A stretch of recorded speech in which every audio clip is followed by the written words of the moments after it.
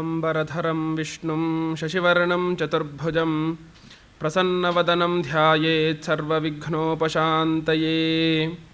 वागीशाद्याः सुमनसः सर्वार्थानामुपक्रमे यन्नत्वा कृतकृत्याः स्युः तन्नमामि गजाननम्। ओं नमो ब्रह्मादिभ्यो ब्रह्मविद्यासम्प्रदायकर्तृभ्यो वंशऋषिभ्यो नमो महद्भ्यो नमो गुरुभ्यः। सर्वोपप्लवरहितः प्रज्ञानघनः प्रत्यगर्थो ब्रह्मैवाहमस्मि ब्रह्मैवाहमस्मि। श्रुतिस्मृतिपुराणानामालयं करुणालयं नमामि भगवत्पादं शङ्करं लोकशङ्करं। शङ्करं शङ्कराचार्यं केशवं बादरायणं सूत्रभाष्यकृतौ वन्दे भगवन्तौ पुनः पुनः। श्रीमच्छङ्करभगवत्पूज्यपादमहासद्गुरुभ्यो नमः। वन्दे तं सच्चिदानन्दं यतिवर्यं महामतिं वेदवेदान्तसारज्ञं सद्गुरुं प्रणतोऽस्म्यहं। सदाहं सम्प्रदायज्ञं संयमीन्द्रं सदाश्रयं सद्गुरुं सच्चिदानन्दं सदाचारं समाश्रये। श्री श्री सच्चिदानन्देन्द्र सरस्वती महासद्गुरुभ्यो नमः। दीनदासं दयासिन्धुं नित्यशुद्धं निरञ्जनं सद्गुरुं ब्रह्मचैतन्यं बालकः प्रणतोऽस्म्यहं। श्री श्री ब्रह्मचैतन्यमहासद्गुरुभ्यो नमः। ಭಗವದ್ಭಕ್ತರಲ್ಲಿ ಸವಿನಯ ವಿಜ್ಞಾಪನೆ. ಪರಮಪೂಜ್ಯ ಚಂದ್ರಮೌಳಿ ಗುರುಗಳ ಪಾದವನ್ನು ಸ್ಮರಿಸಿಕೊಳ್ಳುತ್ತಾ, ನೆನ್ನೆಯ ದಿನದಿಂದ ಈ ಒಂದು ಭಗವದ್ಗೀತೆಯಲ್ಲಿ ಜ್ಞಾನ ಸಾಧನಗಳು ಈ ಒಂದು ವಿಷಯದ ಬಗ್ಗೆ ಯಥಾಮತಿಯಾಗಿ ತಿಳಿಸ್ಕೊಡ್ತಾ ಇದ್ದೀನಿ. ಮುಖ್ಯವಾಗಿ ನಿನ್ನೆ 2 ರೀತಿಯ ಸಾಧನಗಳನ್ನು ಹೇಳಿದ್ದೆ. ಮೊದಲನೆಯದು ಬಹಿರಂಗ ಸಾಧನ, ಇನ್ನೊಂದು ಎರಡನೆಯದು ಅಂತರಂಗ ಸಾಧನ. ಬಹಿರಂಗ ಸಾಧನದಲ್ಲಿ ಕರ್ಮಯೋಗ ಇತ್ಯಾದಿಗಳು ಬಹಿರಂಗ ಸಾಧನವಾದರೆ, ಉಪಾಸನ ಇದು ಅಂತರಂಗ ಸಾಧನವಾಗತ್ತೆ.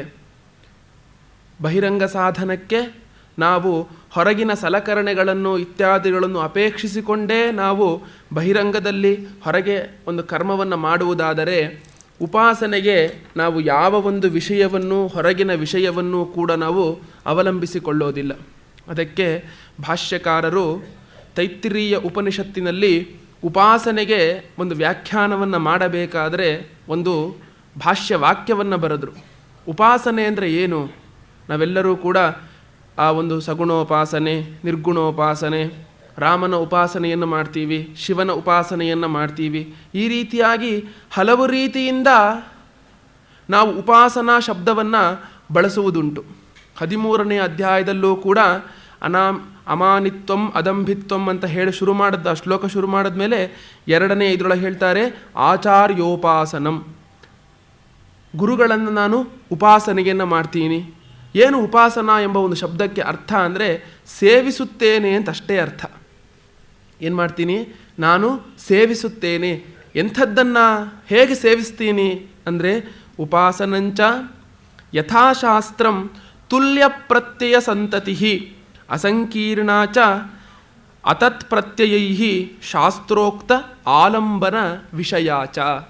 ಉಪಾಸನಾ ಅಂದರೆ ಏನು ಅಂದರೆ, ನಮ್ಮ ಮನಸ್ಸನ್ನು ತುಲ್ಯ ಪ್ರತ್ಯಯ ಸಂತತಿ, ಸತತವಾಗಿಯೂ ಕೂಡ ಸಂತತವಾಗಿಯೂ ಕೂಡ ಆ ಒಂದು ಉಪಾಸ್ಯ ದೇವತೆಯ ಮೇಲೆ ನಮ್ಮ ಮನಸ್ಸನ್ನು ಹರಿಸುವುದು.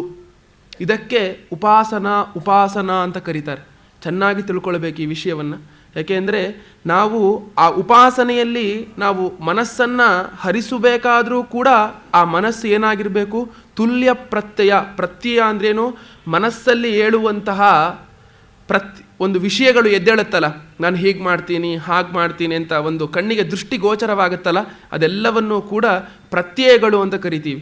ಹಾಗೆ ಆ ಭಗವಂತನ ಮೇಲೆ ನಾವು ಅವನ ಕಲ್ಯಾಣ ಗುಣಗಳ ಒಂದು ಪ್ರತ್ಯಯವನ್ನು ಇಟ್ಟುಕೊಂಡಿದ್ದಾಗಿ ಅವನ ಮೇಲೆ ಹರಿಸುವಂತಹ ವಿಷಯವೇ ಉಪಾಸನ. ಉಪಾಸನನ್ನಾಮ ಯಥಾಶಾಸ್ತ್ರಂ. ಹರಿಸಬೇಕಾದರೂ ಕೂಡ ನಾವು ಹೇಗೇಗೋನೋ ಭಾವನೆ ಮಾಡೋದಲ್ಲ. ಶಾಸ್ತ್ರದಲ್ಲಿ ವಿಧಿಸಿರಬೇಕು ಆ ಉಪಾಸನೆಯನ್ನು. ಆ ಉಪಾಸನೆ ಏನಾಗಿರಬೇಕು? ಶಾಸ್ತ್ರದಲ್ಲಿ ವಿಧಿಸಿರಬೇಕು. ವಿಧಿಸಿದ ಮೇಲೆ ಏನಾಗಿರಬೇಕು? ಅಸಂಕೀರ್ಣಾಚ ಅತತ್ ಪ್ರತ್ಯಯೈಹಿ. ನಾವು ಆ ಹರಿಸಬೇಕಾದ್ರೆ ನಮ್ಮ ಮನಸ್ಸನ್ನು ಅದು ತುಂಡಾಗಬಾರ್ದು. ಅದು ಏನಾಗಬಾರ್ದು? ತುಂಡಾಗಬಾರ್ದು. ಹಾಗೆಯೇ ಅದನ್ನು ಹರಿಸ್ತಾ ಇದ್ದರೆ ಏನಾಗುತ್ತೆ ಅಂದರೆ ಶಾಸ್ತ್ರೋಕ್ತ ಆಲಂಬನ ವಿಷಯಾಚ. ನೋಡಿ, ಇಲ್ಲಿ ಉಪಾಸನೆಗೆ ಏನು ಬೇಕು? ಒಂದು ಆಲಂಬನೆ ಬೇಕು ಅಂತ ಕರೀತಾರೆ. ಆಲಂಬನೆ ಅಂದ್ರೇನು? ಆಧಾರ ಅಂತ. ಈ ಒಂದು ಲೋಟ ಈ ಒಂದು ಬೆಂಚಿನ ಮೇಲೆ ನಿಂತಿದೆ, ಪುಸ್ತಕಗಳು ಬೆಂಚಿನ ಮೇಲೆ ನಿಂತಿದೆ. ಈ ಪುಸ್ತಕಕ್ಕೆ ಆಲಂಬನ ಯಾವುದು? ಈ ಒಂದು ಮೇಜು ಅಂತ ಹೇಗೆ ಹೇಳ್ತೀವೋ ಹಾಗೆ ಮನಸ್ಸಿಗೂ ಏನಾಗಬೇಕು? ಒಂದು ಆಲಂಬನ ಬೇಕು. ಆ ಆಲಂಬನ ಯಾವುದಾಗತ್ತೆ? ಉಪಾಸ್ಯ ದೇವತೆಯಾಗತ್ತೆ. ಹಾಗೆ ಆ ಒಂದು ಉಪಾಸನೆಯನ್ನು ನಾವು ಮಾಡಿದ್ದೇ ಆದರೆ ನಮ್ಮ ಅಂತಃಕರಣ ಶುದ್ಧಿಯಾಗತ್ತೆ. ಈ ಮೂಲಕ ಹೇಳಿದ ಮೇಲೆ ಅದು ಅಂತರಂಗ ಸಾಧನವಾದರೆ ಮೂರನೆಯದು ಹೇಳ್ತೀವಿ ನಾವು ಸಾಕ್ಷಾತ್ ಸಾಧನ ಅಂತ. ಇದು ಮುಖ್ಯವಾಗಿ ಬೇಕಾಗಿರುವಂಥದ್ದು. ಸಾಕ್ಷಾತ್ ಸಾಧನದಲ್ಲಿ ಮುಖ್ಯವಾಗಿ ಬರುವುದು ಯಾವುದು? ಶ್ರವಣ, ಮನನ, ನಿಧಿಧ್ಯಾಸನ. ಇದಕ್ಕೇನೆ ನಾವು ಸಾಕ್ಷಾತ್ ಸಾಧನ ಅಂತ ಕರಿತೀವಿ. ಕರ್ಮ, ಉಪಾಸನೆ ಎಲ್ಲವೂ ಕೂಡ ಪರಂಪರಾಗತ ಸಾಧನವಾದರೆ ಶ್ರವಣ, ಮನನ, ನಿಧಿಧ್ಯಾಸನ ಸಾಕ್ಷಾತ್ ಸಾಧನ. ಅದಕ್ಕೇನೆ ಯಾಜ್ಞವಲ್ಕ್ಯರು ಆ ಮೈತ್ರೇಯಿಗೆ ಉಪದೇಶವನ್ನು ಮಾಡಬೇಕಾದ್ರೆ ಅರೇ ದ್ರಷ್ಟವ್ಯ ಆತ್ಮಾವ ಅರೇ ದ್ರಷ್ಟವ್ಯ ಶ್ರೋತವ್ಯ ಮಂತವ್ಯ ನಿಧಿಧ್ಯಾಸಿತವ್ಯ. ಏನಕ್ಕೆ ಹೇಳಬೇಕಿತ್ತು ಈ ವಿಷಯವನ್ನು ಯಾಜ್ಞವಲ್ಕ್ಯರು ಮೈತ್ರೇಯಿಗೆ ಎಂದರೆ, ಆತ್ಮನನ್ನು ನಾವು ಏನು ಮಾಡಬೇಕು? ಮೊದಲು ದ್ರಷ್ಟವ್ಯ, ಅವನ ಒಂದು ವಿಷಯದಲ್ಲಿ ಕಂಡುಕೊಳ್ಳಬೇಕು. ನಂತರ ಶ್ರೋತವ್ಯ, ಶ್ರವಣವನ್ನು ಮಾಡಬೇಕು, ಮನನವನ್ನು ಮಾಡಬೇಕು, ನಂತರ ನಿಧಿಧ್ಯಾಸನವನ್ನು ಮಾಡಬೇಕು. ಹೇಗೆ ಕಂಡುಕೊಳ್ಳಬೇಕು? ಹೇಗೆ ಶ್ರವಣವನ್ನು ಮಾಡಬೇಕು? ಮನನ, ನಿಧಿಧ್ಯಾಸವನ್ನು ಯಾವ ರೀತಿ ಮಾಡಬೇಕು ಅಂದರೆ ಭಾಷ್ಯಕಾರರು ಅನುಗ್ರಹಿಸ್ತಾರೆ. ಶ್ರೋತವ್ಯ ಪೂರ್ವಂ ಆಚಾರ್ಯತಃ ಆಗಮಶ್ಚ. ಇಲ್ಲಿ ಶ್ರವಣ ಅಂದರೆ ಕೇವಲ ಕೇಳುವ ಕ್ರಿಯೆ ಅಲ್ಲ. ನಾನು ಒಂದು ಉಪನ್ಯಾಸವನ್ನು ಕೇಳ್ತೀನಿ, ಹೋಗ್ತೀನಿ, ಇದು ಏನು? ಶ್ರವಣವ? ಶ್ರವಣ ಅಂದ್ರೇನು? ಅದಕ್ಕೊಂದು ಆಗಮ ಸಂಪ್ರದಾಯವಿದೆ. ಆಗಮ ಅಂದ್ರೇನು? ಸಂಪ್ರದಾಯ ಅಂತ. ಆ ಒಂದು ಸಂಪ್ರದಾಯ ಪ್ರಕಾರವಾಗಿ ಗುರುವಾಕ್ಯವನ್ನು ಮತ್ತು ಶ್ರುತಿವಾಕ್ಯವನ್ನು ಕೇಳುವುದಕ್ಕೆ ಶ್ರವಣ ಅಂತ ಹೇಳ್ತಾರೆ. ನಾವು ಹೋಗಬೇಕಾದ್ರೆ ಏನೇನೋ ನಮ್ಮ ಕಿವಿಯ ಒಂದು ಟಮಟೆಗೆ ಬಂದು ಹೊಡೆಯುತ್ತೆ ಅಂದರೆ ಅದೆಲ್ಲವೂ ಕೂಡ ಶ್ರವಣವಾಗತ್ತಾ? ನಮ್ಮ ಬುದ್ಧಿ ಏನಾಗಬೇಕು? ಏಕಾಗ್ರತೆಗೊಂಡು ಗುರುವಾಕ್ಯದಲ್ಲಿ ಮತ್ತು ಶಾಸ್ತ್ರವಾಕ್ಯದಲ್ಲಿ ಒಂದು ನಂಬಿಕೆಯನ್ನು ಇಟ್ಟು ಈ ಒಂದು ವಾಕ್ಯವನ್ನು ಕೇಳಿದ್ರೆ ನನಗೆ ಮೋಕ್ಷ ಮಾರ್ಗದಲ್ಲಿ ಒಂದು ಅಭಿಲಾಷ ಉಂಟಾಗುತ್ತೆ, ಆಸಕ್ತಿ ಉಂಟಾಗುತ್ತೆ ಅಂತ ಯಾವ ಮುಮುಕ್ಷು ಕೇಳ್ತಾನೋ ಅದು ಶ್ರವಣ ಅಂದರೆ. ಹಾಗೆ ಶ್ರವಣವನ್ನು ಮಾಡಿದ ನಂತರ ಏನು ಮಾಡಬೇಕು?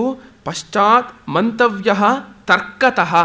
ಇಲ್ಲಿ ಮುಖ್ಯವಾದ ಶಬ್ದ ಏನು ಅಂದರೆ ತರ್ಕ ಎಂಬ ಒಂದು ಶಬ್ದವನ್ನು ಬಳಸಿದ್ದಾರೆ.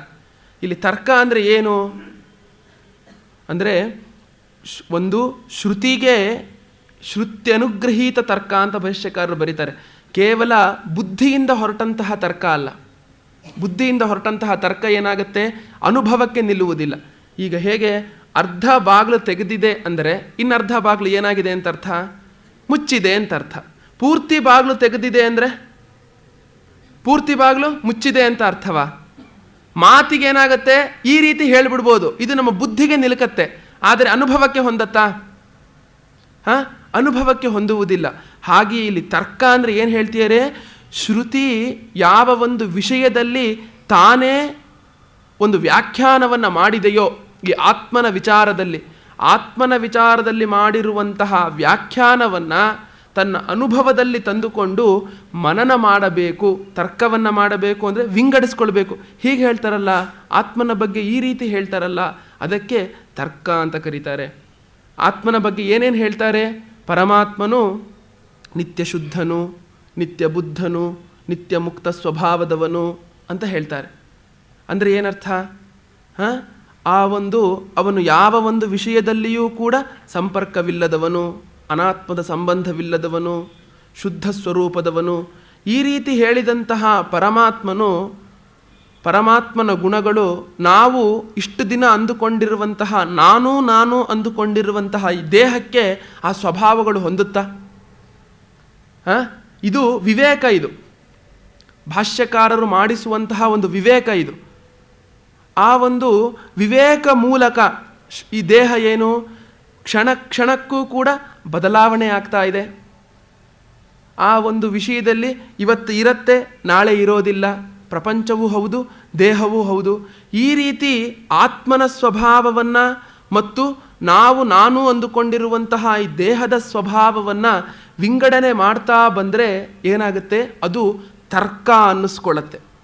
ಈ ರೀತಿ ಗುರುಗಳು ಹೇಳಿರುವಂತಹ ಮಾತನ್ನು ಅನುಭವಯುಕ್ತವಾಗಿ ತರ್ಕವನ್ನು ಮಾಡಿದ ಮೇಲೆ ಏನು ಮಾಡಬೇಕು? ತಥೋ ನಿಧಿಧ್ಯಾಸಿತವ್ಯ. ಹೇಗೆ? ನಿಶ್ಚಯೇನ ಧಾತವ್ಯ. ಏವಂ ಹಿ ಅಸೌ ದೃಷ್ಟೋ ಭವತಿ ಶ್ರವಣ ಮನನ ನಿಧಿಧ್ಯಾಸನ ಸಾಧನೈ ನಿವರ್ತಿತೈ. ಆ ರೀತಿ ತರ್ಕವನ್ನು ಮಾಡಿದ ಮೇಲೆ ನಿಧಿಧ್ಯಾಸನವನ್ನು ಮಾಡಬೇಕು. ನಿಧಿಧ್ಯಾಸನವನ್ನು ಮಾಡಬೇಕು ಅಂದರೆ ನಿಶ್ಚಯವನ್ನು ಮಾಡಿಕೊಳ್ಳಬೇಕು ಅಂತ ಏಕಾಗ್ರ ಬುದ್ಧಿಯಿಂದ ಒಂದು ಉದಾಹರಣೆಯನ್ನು ಕೊಡ್ತಾರೆ. ಒಬ್ಬ ರತ್ನ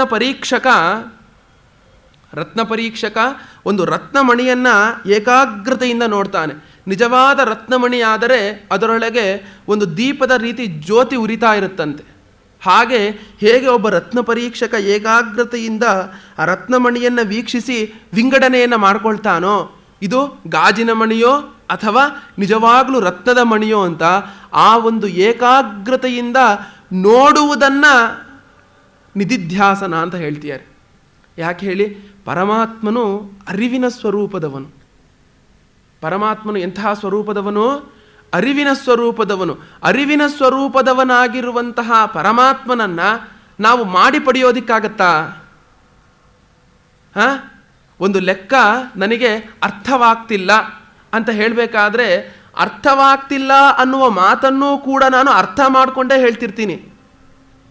ಗುರುಗಳೇ, ನೀವು ಹೇಳ್ತಿರುವಂತಹ ವಿಷಯ ನನಗೆ ಗೊತ್ತಾಗ್ತಿಲ್ಲ ಅಂತ ಗೊತ್ತಾಗಿದ್ದಕ್ಕೆ ತಾನೇ ನನಗೆ ಈ ಪ್ರಶ್ನೆಯನ್ನು ನೀನು ಹಾಕ್ತಿರೋದು. ಗೊತ್ತಾಗ್ತಿಲ್ಲ ಅನ್ನೋದು ಗೊತ್ತಾಗ್ತಿಲ್ಲ ಅಂದರೆ ನಿನಗೆ ಈ ಪ್ರಶ್ನೆ ನಮ್ಮಿಂದ ಉದ್ಭವ ಆಗ್ತಿತ್ತಾ? ಯಾವಾಗಲೂ ಕೂಡ ನಮ್ಮ ಸ್ವರೂಪ ಎಂಥದ್ದು ಸ್ವರೂಪ? ಅರಿವಿನ ಸ್ವರೂಪ, ಆನಂದ ಸ್ವರೂಪ, ದುಃಖದ ಲೇಷವಿಲ್ಲದಂತಹ ಸ್ವರೂಪ. ಹೀಗಿರುವಂತಹ ಅರಿವಿನ ಸ್ವರೂಪವನ್ನು ನಾವು ಏನು ಮಾಡಬೇಕು? ವಿಚಾರ ಪ್ರಧಾನವಾಗಿ ವೀಕ್ಷಣೆಯನ್ನು ಮಾಡಿಯೇ ತಿಳಿದುಕೊಳ್ಳಬೇಕು. ಯಾಕೆ? ಇದು ಅಕರ್ತೃತ್ವ ಸ್ವಭಾವದ್ದಾಗಿರೋದ್ರಿಂದ. ಭಾಷ್ಯಕಾರರು ಯಾವಾಗಲೂ ಹೇಳ್ತಾರೆ, ಹೇಳಬೇಕಾದ್ರೆ ಈ ಸ್ವರೂಪ ಹೇಗಿರುವಂಥದ್ದು? ಅಕರ್ತೃತ್ವ ಸ್ವರೂಪ. ಕರ್ತೃತ್ವ ಸ್ವಭಾವದ್ದೇ ಆಗಿದ್ದರೆ ಇದನ್ನೇನು ಮಾಡಬೇಕಿತ್ತು? ನಾವು ಮಾಡಿ ಪಡಿಬೇಕಿತ್ತು. ಇದು ಮಾಡಿ ಪಡೆಯುವಂಥದ್ದ ಈ ವಿಷಯವನ್ನು ಅಲ್ಲ, ಇದು ವಿಚಾರ ಮಾಡಿ ತಿಳಿದು ಪಡೆಯುವಂಥದ್ದು. ಆದ್ದರಿಂದ ಈ ಸ್ವರೂಪ ಹೇಗಿರುವಂಥದ್ದು? ನಮ್ಮ ಸ್ವರೂಪ ಅರಿವಿನ ಸ್ವರೂಪ. ಈ ರೀತಿ ನಿಧಿಧ್ಯಾಸನವನ್ನು ಮಾಡಿ ನಮ್ಮ ಸ್ವರೂಪವನ್ನು ಏನು ಮಾಡಬೇಕು? ದ್ರಷ್ಟವ್ಯ, ಕಂಡುಕೊಳ್ಳಬೇಕು. ಈ ಒಂದು ಸಾಧನವನ್ನು ಏನಂತ ಹೇಳ್ತಾರೆ? ಸಾಕ್ಷಾತ್ ಸಾಧನ ಅಂತ ಹೇಳ್ತಾರೆ. ಸಾಧನದಲ್ಲಿ ಬಹಿರಂಗ ಸಾಧನ, ಅಂತರಂಗ ಸಾಧನ, ಸಾಕ್ಷಾತ್ ಸಾಧನ. ಈ ಮೂರು ಸಾಧನಗಳನ್ನು ಇಟ್ಟುಕೊಂಡು ಹೊರಟಿದೆ ಈ ಭಗವದ್ಗೀತಾ ಗ್ರಂಥ. ಮೂರು ಸಾಧನಗಳು ಕೂಡ. ಯಾಕೆ? ಆ ಒಂದು ಸ್ಥಿತಪ್ರಜ್ಞನ ಲಕ್ಷಣಗಳನ್ನೆಲ್ಲವನ್ನೂ ಹೇಳಬೇಕಾದ್ರೆ ಆ ಒಂದು ಬಹಿರಂಗ ಸಾಧನಗಳನ್ನೆಲ್ಲವನ್ನೂ ಹೇಳಿದೆ. ಅಂತರಂಗ ಸಾಧನ ಕರ್ಮಯೋಗದಲ್ಲಿ ಬಹಿರಂಗ ಸಾಧನವಾದರೆ ಸ್ಥಿತಪ್ರಜ್ಞನ ಲಕ್ಷಣಗಳಲ್ಲಿ ಅಂತರಂಗ ಸಾಧನವನ್ನು ಹೇಳಿದೆ. ಪರಮಾತ್ಮನ ಸ್ವರೂಪವನ್ನು ತಿಳಿಸ್ಕೊಡ್ಬೇಕಾದ್ರೆ ಸಾಕ್ಷಾತ್ ಸಾಧನವನ್ನು ಹೇಳಿದೆ. ಅರ್ಜುನ, ಗಮನ ಕೊಡು, ನಿನಗೇನು ಮಾಡ್ತೀನಿ? ತತ್ವವನ್ನು ಉಪದೇಶವನ್ನು ಮಾಡ್ತೀನಿ. ಅಲ್ಲಿ ಗಮನ ಕೊಡು ಅಂದರೆ ಏನರ್ಥ? ನಾನು ಹೇಳಿರುವಂತಹ ವಿಚಾರವನ್ನು ಶ್ರವಣವನ್ನು ಮಾಡು, ನಂತರ ನೀನು ವಿಚಾರಪೂರ್ವಕವಾಗಿ ಅದನ್ನು ತಿಳಿದುಕೋ. ಈ ರೀತಿ ಹೇಳಿದ ಮೇಲೆ ಏನು ಮಾಡ್ತಾರೆ ಭಾಷ್ಯಕಾರರು? ಆ ಭಗವಂತ ತನ್ನ ಒಂದು ಜ್ಞಾನವನ್ನು ತಾನೇ ಒಡ್ಕೊಳ್ತಾನೆ. ಈ ರೀತಿ ಮೊದಲು ಒಂದು ಸಾಂಖ್ಯಯೋಗ, ಆಮೇಲೆ ಕರ್ಮಯೋಗ ಅಂತ ಒಡ್ಕೊಂಡ ಮೇಲೆ ಜ್ಞಾನದ ಸಾಧನಗಳನ್ನು ಹೇಳ್ತಾ ಹೋಗ್ತಾನೆ. ಯಾಕೆ? ಮುಖ್ಯವಾಗಿ ನಮಗೆ ಬೇಕಾಗಿರುವಂಥದ್ದು ಸಾಧನವೇ. ಸಾಧನವಿದ್ದುಬಿಡ್ತು ಅಂದರೆ ಸಾಧ್ಯ ವಸ್ತು ನಮಗೆ ತಕ್ಷಣವೇ ಸಿಕ್ಕಿಬಿಡತ್ತೆ. ಅರ್ಥವಾಯ್ತಾ?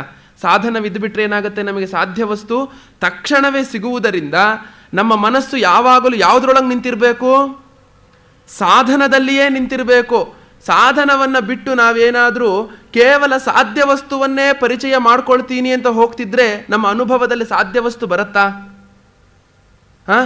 ನಮ್ಮ ಮನೆಯಲ್ಲಿ ಎಲ್ಲ ಸಾಮಾನು ಇದೆ ಅಂದರೆ ಅಡಿಗೆ ತಕ್ಷಣವೇ ಆಗತ್ತೆ.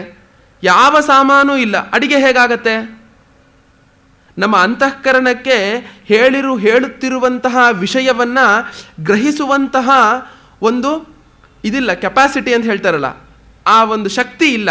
ಆ ಶಕ್ತಿ ಇಲ್ಲದಂತಹ ಅಂತಃಕರಣಕ್ಕೆ ಎಷ್ಟೇ ರೀತಿಯ ಆತ್ಮನ ವಿಷಯವನ್ನು ನಾವು ಹೇಳ್ತಾನೆ ಇದ್ರೂ ಏನಾಗುತ್ತದು? ಹೋಗಿ ಮುಟ್ಟಿ ವಾಪಸ್ ಬರುತ್ತೆ, ಅಂತಃಕರಣದಲ್ಲಿ ಇಳಿಯೋದಿಲ್ಲ. ಆ ಅಂತಃಕರಣದಲ್ಲಿ ಇಳಿಯೋದಕ್ಕೋಸ್ಕರವೇ ಈ ಜ್ಞಾನವು ನಮ್ಮ ಅಂತಃಕರಣದಲ್ಲಿ ಇಳಿಯೋದಕ್ಕೋಸ್ಕರವೇ ಏನು ಮಾಡ್ತಾರೆ? ಜ್ಞಾನ ಸಾಧನಗಳನ್ನು ಹೇಳ್ತಾ ಹೋಗ್ತಾರೆ. ಎಲ್ಲೆಲ್ಲಿ ಜ್ಞಾನ ಸಾಧನಗಳನ್ನು ಹೇಳ್ತಿದೆ? ಇಡೀ ಭಗವದ್ಗೀತೆಯನ್ನೇ ಸಾಧನ ಪ್ರಸ್ಥಾನ ಅಂತ ಕರೀತಾರೆ. ಉಪನಿಷತ್ತನ್ನು ಸಿದ್ಧಾಂತ ಪ್ರಸ್ಥಾನ ಅಂತಲೋ, ಬ್ರಹ್ಮಸೂತ್ರವನ್ನು ನ್ಯಾಯಪ್ರಸ್ಥಾನ ಅಂತಲೋ, ಭಗವದ್ಗೀತೆಯನ್ನು ಸಾಧನ ಪ್ರಸ್ಥಾನ ಅಂತಲೇ ಕರೀತಾರೆ. ಭಗವಂತ ಕ್ಷಣ ಕ್ಷಣಕ್ಕೂ ಕೂಡ ಸಾಧನಗಳನ್ನೇ ಹೇಳ್ಕೊಂಡು ಬಂದಿದ್ದಾನೆ. ಅರ್ಜುನ ಈ ರೀತಿ ಮಾಡು, ಅರ್ಜುನ ಈ ರೀತಿ ಮಾಡು, ಅರ್ಜುನ ಈ ರೀತಿ ಮಾಡು, ಹೀಗೆ ಮಾಡಿದ್ರೆ ಇಂಥದ್ದನ್ನು ಪಡಿತೀಯ, ಹೀಗೆ ಮಾಡಿದ್ರೆ ಇಂಥದ್ದನ್ನು ಪಡಿತೀಯ ಅಂತ ಹೇಳ್ಕೊಂಡು ಬಂದಿದ್ದಾರಲ್ಲ. ಮುಖ್ಯವಾಗಿ ಸಾಧನಗಳನ್ನು ಎಲ್ಲೆಲ್ಲಿ ಹೇಳಿದ್ದಾರೆ? 2ನೇ ಅಧ್ಯಾಯದಲ್ಲಿ ಸ್ಥಿತಪ್ರಜ್ಞನ ಲಕ್ಷಣಗಳು ಅಂತ ಸಾಧನಗಳನ್ನು ಭಗವಂತ ಪಟ್ಟಿ ಮಾಡಿದ್ದಾನೆ. 2ನೇಯದು ಭಕ್ತನ ಲಕ್ಷಣಗಳು ಅಂತ ಭಕ್ತಿಯೋಗದಲ್ಲಿ ಪಟ್ಟಿ ಮಾಡಿದ್ದಾನೆ. 3ನೇಯದು ಅಮಾನಿತ್ವಾದಿ ಲಕ್ಷಣಗಳು ಅಂತ ಆ ಒಂದು ಕ್ಷೇತ್ರಜ್ಞ ಯೋಗದಲ್ಲಿ ಅಮಾನಿತ್ವಂ ಅದಂಭಿತ್ವಂ ಅಂತ ಹೇಳಬೇಕಾದ್ರೆ ಏನು ಮಾಡಿದ್ದಾನೆ? ಭಗವಂತ ಆ ಅಮಾನಿತ್ವಾದಿ ಗುಣಗಳನ್ನು ಪಟ್ಟಿ ಮಾಡಿದ್ದಾನೆ. ಇಷ್ಟೆಲ್ಲ ಪಟ್ಟಿ ಮಾಡಿದ ಮೇಲೆ ಭಗವಂತ 6ನೇ ಅಧ್ಯಾಯದಲ್ಲಿ ಹೇಳ್ದ ಧ್ಯಾನ ಯೋಗ ಅಂತ. ನಾನು ಹೇಳುವಂತಹ ವಿಚಾರವನ್ನು ನೀನು ಏನು ಮಾಡಬೇಕು? ಧ್ಯಾನವನ್ನು ಮಾಡಿಯೇ ತಿಳಿದುಕೊಳ್ಳಬೇಕು. ಭೃಗು ಮಹರ್ಷಿಯೂ ಕೂಡ ಸತಪೋ ತಪ್ಯತ ಸತಪಸ್ತಪ್ತ್ವಾ, ಭೃಗುವಲ್ಲಿಯಲ್ಲಿ ಭೃಗು ಮಹರ್ಷಿಗಳು ಆರುಣಿ ಅಪ್ಪನ ಹತ್ರ ಬಂದಾಗ ಏನು ಹೇಳ್ತಾರೆ? ತಪಸ್ಸನ್ನು ಮಾಡಪ್ಪ, ತಪಸ್ಸಿನಿಂದ ನೀನು ಕಂಡುಕೋ. ತಪಸ್ಸನ್ನು ಮಾಡು ಅಂದರೆ ಭಾಷ್ಯಕಾರರಲ್ಲಿ ವಾಕ್ಯವನ್ನು ಬರೀತಾರೆ. ಇಲ್ಲಿ ತಪಸ್ಸು ಅಂದರೆ ಕೃಚ್ಛ್ರ ಚಾಂದ್ರಾಯಣಾದಿ ತಪಸ್ಸಲ್ಲ. ಏನು? ತಸ್ಯ ಜ್ಞಾನಮಯಂತಪಃ. ಅವನು ಯಾವ ರೀತಿಯಾದಂತಹ ತಪಸ್ಸನ್ನು ಮಾಡ್ದ? ಜ್ಞಾನದ ಒಂದು ತಪಸ್ಸಲ್ಲೂ ಕೂಡ ವಿಚಾರವನ್ನು ಮಾಡ್ದ. ಅದಕ್ಕೆ ಇಲ್ಲಿ ತಪಸ್ಸು ಅಂತ ಹೇಳ್ತಿರುವಂಥದ್ದು. ಭೃಗು ಮಹರ್ಷಿ ಮಾಡಿದ್ದೆಂಥದ್ದು? ಅವನು ಮೊದಲಿಗೆ ಅನ್ನಬ್ರಹ್ಮ ಅಂತ ಹೇಳ್ದ, ಪ್ರಾಣಬ್ರಹ್ಮ ಅಂತ ಹೇಳ್ದ, ಮನೋಬ್ರಹ್ಮ ಅಂತ ಹೇಳ್ದ, ವಿಜ್ಞಾನ ಬ್ರಹ್ಮ ಅಂತ ಹೇಳ್ದ, ಕೊನೆಗೆ ಆನಂದಂ ಬ್ರಹ್ಮ ಅಂತ ಹೇಳ್ದ. ಹೇಗೆ ಗೊತ್ತಾಯಿತು? ಹಂತವಾಗೂ ಕೂಡ ಹೇಗೆ ಬಂದ?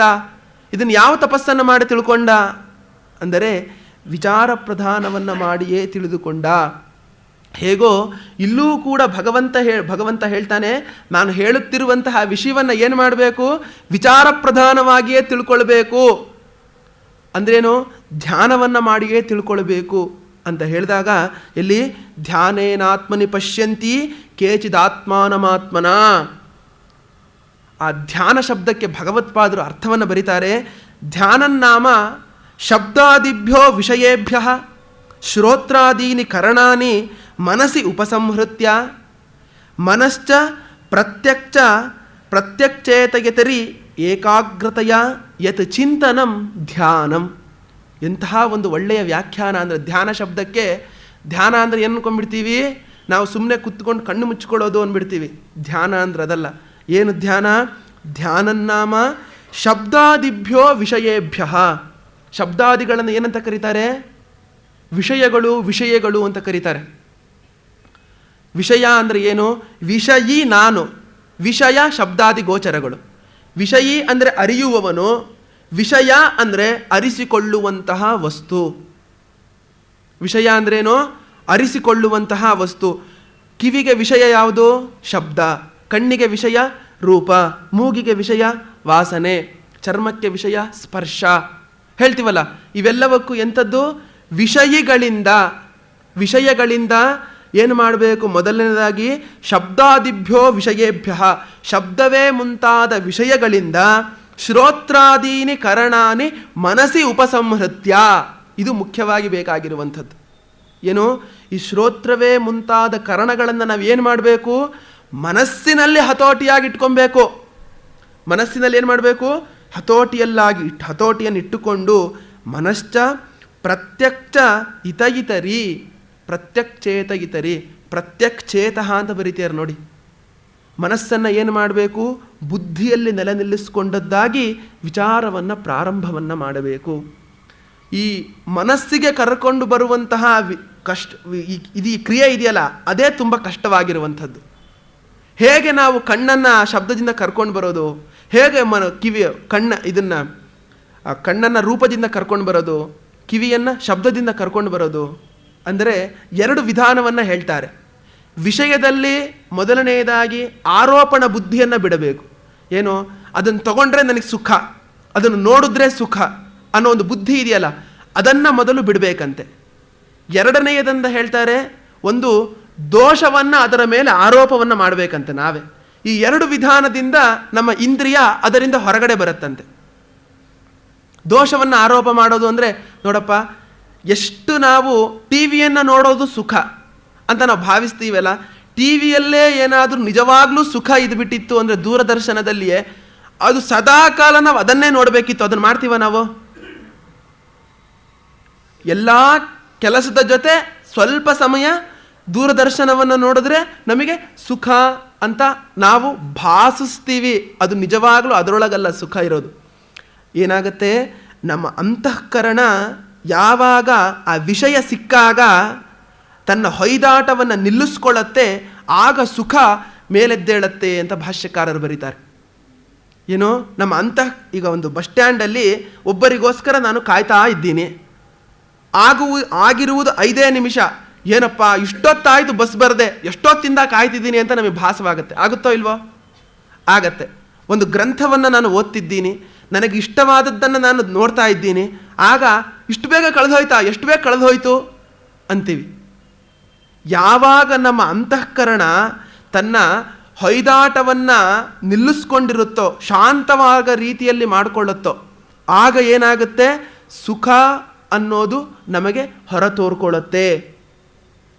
ಯಾವಾಗ ನಮ್ಮ ಅಂತಃಕರಣ ಹೊಯ್ದಾಟವನ್ನು ಹೆಚ್ಚು ಮಾಡಿಕೊಳ್ಳುತ್ತೋ, ಆಗ ದುಃಖ ಅಂತ ಆಗತ್ತೆ. ಇನ್ನೇನೂ ಇಲ್ಲ. ಸುಖಕ್ಕೂ ದುಃಖಕ್ಕೂ ಇದೇ ಒಂದು ಒಳ್ಳೆಯ ಒಂದು ಎಕ್ಸಾಂಪಲ್, ಉದಾಹರಣೆ ಅಂತ ಹೇಳ್ತೀವಲ್ಲ. ಅಂತಃಕರಣ ನಿಂತಾಗ ಸುಖ. ನೋಡಿ, ಯಾವುದಾದ್ರೂ ಒಂದು ವಸ್ತುವನ್ನು ತಿನ್ನಬೇಕು ಅಂತ ನಾನು ಬಯಸ್ತಿದ್ದಾಗ ಆ ವಸ್ತು ಸಿಕ್ಕಿಬಿಟ್ರೆ ಏನಾಗುತ್ತೆ? ಮೊದಲ ವಸ್ತು ನಾನು ತಿನ್ನಬೇಕಾದ್ರೆ ಸುಖ ಅಂತಾಗತ್ತೆ. ಅದೇ ವಸ್ತುವಿನಲ್ಲೇ ಸುಖ ಇದ್ಬಿಟ್ಟಿದ್ರೆ ಆ ವಸ್ತುವನ್ನು ಹತ್ತನೇದಾಗ ಅದನ್ನು ಹಾಕಿಸ್ಕೊಂಡಾಗೂ ಸುಖ ಭಾಸ ಆಗಬೇಕಿತ್ತು. ನಮಗೆ ಆಗತ್ತಾ? ಸಾಕಪ್ಪ ಸಾಕು ಅಂತೀವೋ ಇಲ್ವೋ? ವಸ್ತುವಿನಲ್ಲಿ ಸುಖವಿಲ್ಲ. ಆನಂದ ಅನ್ನೋದು ಎಲ್ಲಿರುವಂಥದ್ದು? ನಮ್ಮ ಸ್ವರೂಪದಲ್ಲಿಯೇ ಇರುವಂಥದ್ದು. ನಾವೇ ಆನಂದ ಸ್ವರೂಪ. ಈ ರೀತಿ ಆಗಿರುವಂತಹ ಸ್ವರೂಪವನ್ನು ಹೊಂದಿರುವಂತಹ ನಾವೇ ಆನಂದಿಗಳು ಅಂತ ಗೊತ್ತಾಗ್ತಾ ಇಲ್ಲ. ಗೊತ್ತಾಗ್ತಾ ಇದೆಯಾ? ನಾವೇ ಆನಂದ ಪುರುಷರು ಅಂತ ನಮಗೆ ಗೊತ್ತಾಗ್ತಿದೆಯಾ? ಯಾಕೆ ಗೊತ್ತಾಗ್ತಿಲ್ಲ? ನಾವು ಪ್ರಯತ್ನವನ್ನು ಪಡ್ತಾ ಇಲ್ಲ. ಏನು ಹೇಳಿ? ನಾವು ಆ ಒಂದು ಪ್ರಯತ್ನವನ್ನು ಪಡ್ತಾ ಇಲ್ಲ. ಪ್ರಯತ್ನ ಪಟ್ಟರೆ ಖಂಡಿತ ಸಿಕ್ಕೇ ಸಿಗತ್ತೆ. ಯಾಕೆ ಸಿಗಲ್ಲ?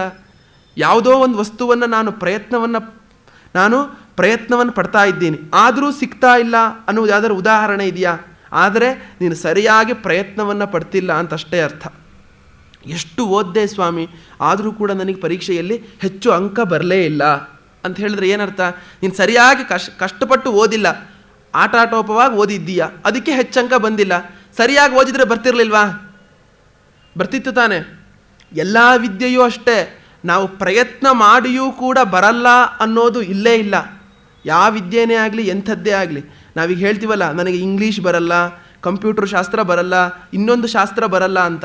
ಆ ಶಾಸ್ತ್ರವನ್ನು ತಿಳ್ಕೊಳ್ಬೇಕು ಅಂತ ನಾವು ಪ್ರಯತ್ನವನ್ನು ಮಾಡಿಲ್ಲ ಬಿಟ್ಟರೆ, ಪ್ರಯತ್ನ ಮಾಡಿದ್ರೆ ಸಿಗ್ತಿರ್ಲಿಲ್ವ ನನಗೆ? ನಾನೇನಾದರೂ ಇಂಗ್ಲೀಷ್ ಕಲ್ತಿದ್ರೆ ಇಂಗ್ಲೀಷ್ ಭಾಷೆ ಬರ್ತಿತ್ತೋ ಇಲ್ಲ? ನನಗೆ ಬರ್ತಿತ್ತು. ನಾವೇನು ಮಾಡಿಲ್ಲ? ಇಂಗ್ಲೀಷ್ ಕಲಿಯೋಕ್ಕೆ ಪ್ರಯತ್ನವನ್ನು ಪಟ್ಟಿಲ್ಲ. ನಾನೇನಾದರೂ ಕಂಪ್ಯೂಟರ್ ಶಾಸ್ತ್ರವನ್ನು ಕಲಿಯೋಕ್ಕೆ ಪ್ರಯತ್ನ ಪಟ್ಟಿದ್ರೆ ಆ ಶಾಸ್ತ್ರ ನನಗೆ ಬರ್ತಿತ್ತು.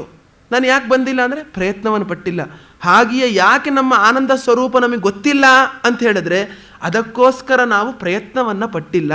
ಇದೇ ಮುಖ್ಯಾಂಶ. ಆ ಒಂದು ಪ್ರಯತ್ನವನ್ನು ಪಡುವುದಕ್ಕೋಸ್ಕರವೇ, ಆ ಜ್ಞಾನವನ್ನು ನಾವು ತಿಳಿದುಕೊಳ್ಳುವುದಕ್ಕೋಸ್ಕರವೇ ಏನು ಮಾಡ್ತಾನೆ ಭಗವಂತ? ಅನೇಕ ಸಾಧನಗಳನ್ನು ಹೇಳ್ತಾನೆ. ಮೊದಲ ಸಾಧನ ಯಾವುದು? ಸ್ಥಿತಪ್ರಜ್ಞನ ಲಕ್ಷಣಗಳು ಅಂತ ಶುರು ಮಾಡ್ತಾನೆ. ಸ್ಥಿತಪ್ರಜ್ಞಸ್ಯ ಕಾ ಭಾಷಾ ಸಮಾಧಿ ತಸ್ಯ ಕೇಶವ ಸ್ಥಿತಧೀ ಕಿಂ ಪ್ರಭಾಷೇತ ಕಿಮಾಸೀತ ವ್ರಜೇತ ಕಿಂ. ಅರ್ಜುನನಿಗೆ ಒಂದು ಸಂಶಯ ಬಂದ್ಬಿಡ್ತು.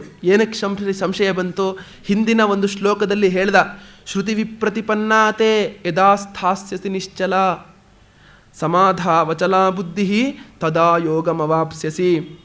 ಅವನು ಏನು ಮಾಡ್ತಾನೆ ಅಂದರೆ, ಆ ಶ್ರುತಿ ವಾಕ್ಯಗಳನ್ನು ಇತ್ಯಾದಿಗಳನ್ನೆಲ್ಲ ತಿಳಿದುಕೊಂಡವನಾಗಿ ಅವನು ಸಮಾಧಿ ಸ್ಥಿತಿಯನ್ನು ಹೊಂದಿದವನಾಗಿ ಅಲುಗಾಡದೆ ನಿಂತುಕೊಳ್ತಾನೆ ಅಂತ ಯಾವಾಗ ಭಗವಂತ ಹೇಳಿಬಿಟ್ಟ, ಹಾಗಾದರೆ ಅವನು ಯಾವಾಗಲೂ ಅದೇ ಸ್ಥಿತಿಯಲ್ಲಿಯೇ ಇರುವಂತಹ ಜ್ಞಾನಿಯ ಸ್ವಭಾವ ಯಾವ ರೀತಿ ಇರುತ್ತೆ?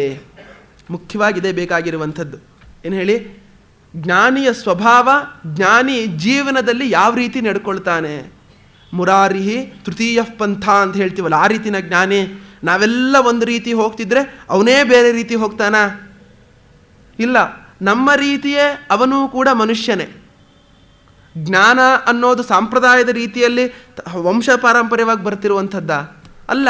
ಯಾರ್ಯಾರು ಅದಕ್ಕೆ ಪ್ರಯತ್ನವನ್ನು ಪಡ್ತಾರೋ ಎಲ್ಲರಿಗೂ ಸಿಗುವಂಥದ್ದು ಆ ಜ್ಞಾನ ಅನ್ನೋದು. ಹಾಗಿದ್ದ ಮೇಲೆ ಆ ಒಂದು ಸ್ಥಿತಪ್ರಜ್ಞನು, ಆ ಜ್ಞಾನಿಯು ಯಾವ ರೀತಿ ಇರ್ತಾನೆ ಅಂತ ಪ್ರಶ್ನೆಯನ್ನು ಅರ್ಜುನ ಯಾವಾಗ ಹಾಕಿದ, ಆಗ ಭಗವಂತ ಉತ್ತರ ಕೊಡ್ತಾನೆ. ಎಂತಹ ಒಂದು ಒಳ್ಳೆಯ ಉತ್ತರ ಅಂದರೆ, ಪ್ರಜಹಾತಿ ಯದಾ ಕಾಮಾನ್ ಸರ್ವಾನ್ ಪಾರ್ಥ ಮನೋಗತಾನ್.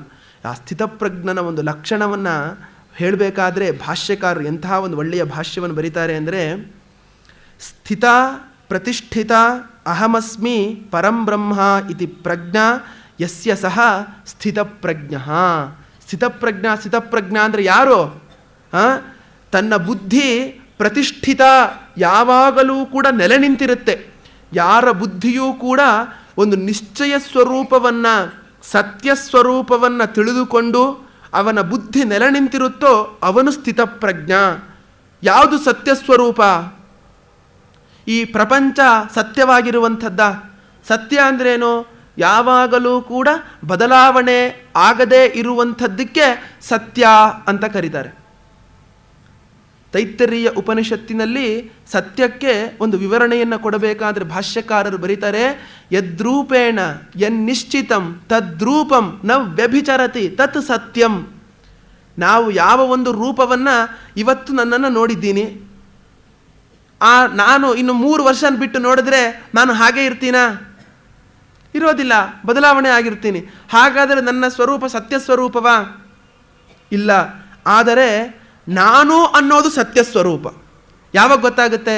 ಅವನು ಒಂದು 60ನೇ ವರ್ಷದ ಒಂದು ಹುಟ್ಟಿದಬ್ಬವನ್ನು ಮಾಡ್ಕೊಳ್ತಾ ಇದ್ದಾನೆ. ಆ 60ನೇ ವರ್ಷದ ಹುಟ್ಟಿದಬ್ಬಕ್ಕೆ ಅವನು ಏನು ಮಾಡಿದ್ದಾನೆ? 60 ವರ್ಷದ್ದು ಕೂಡ ಒಂದೊಂದು ಭಾವಚಿತ್ರವನ್ನು ಇಟ್ಟಿದ್ದಾನೆ.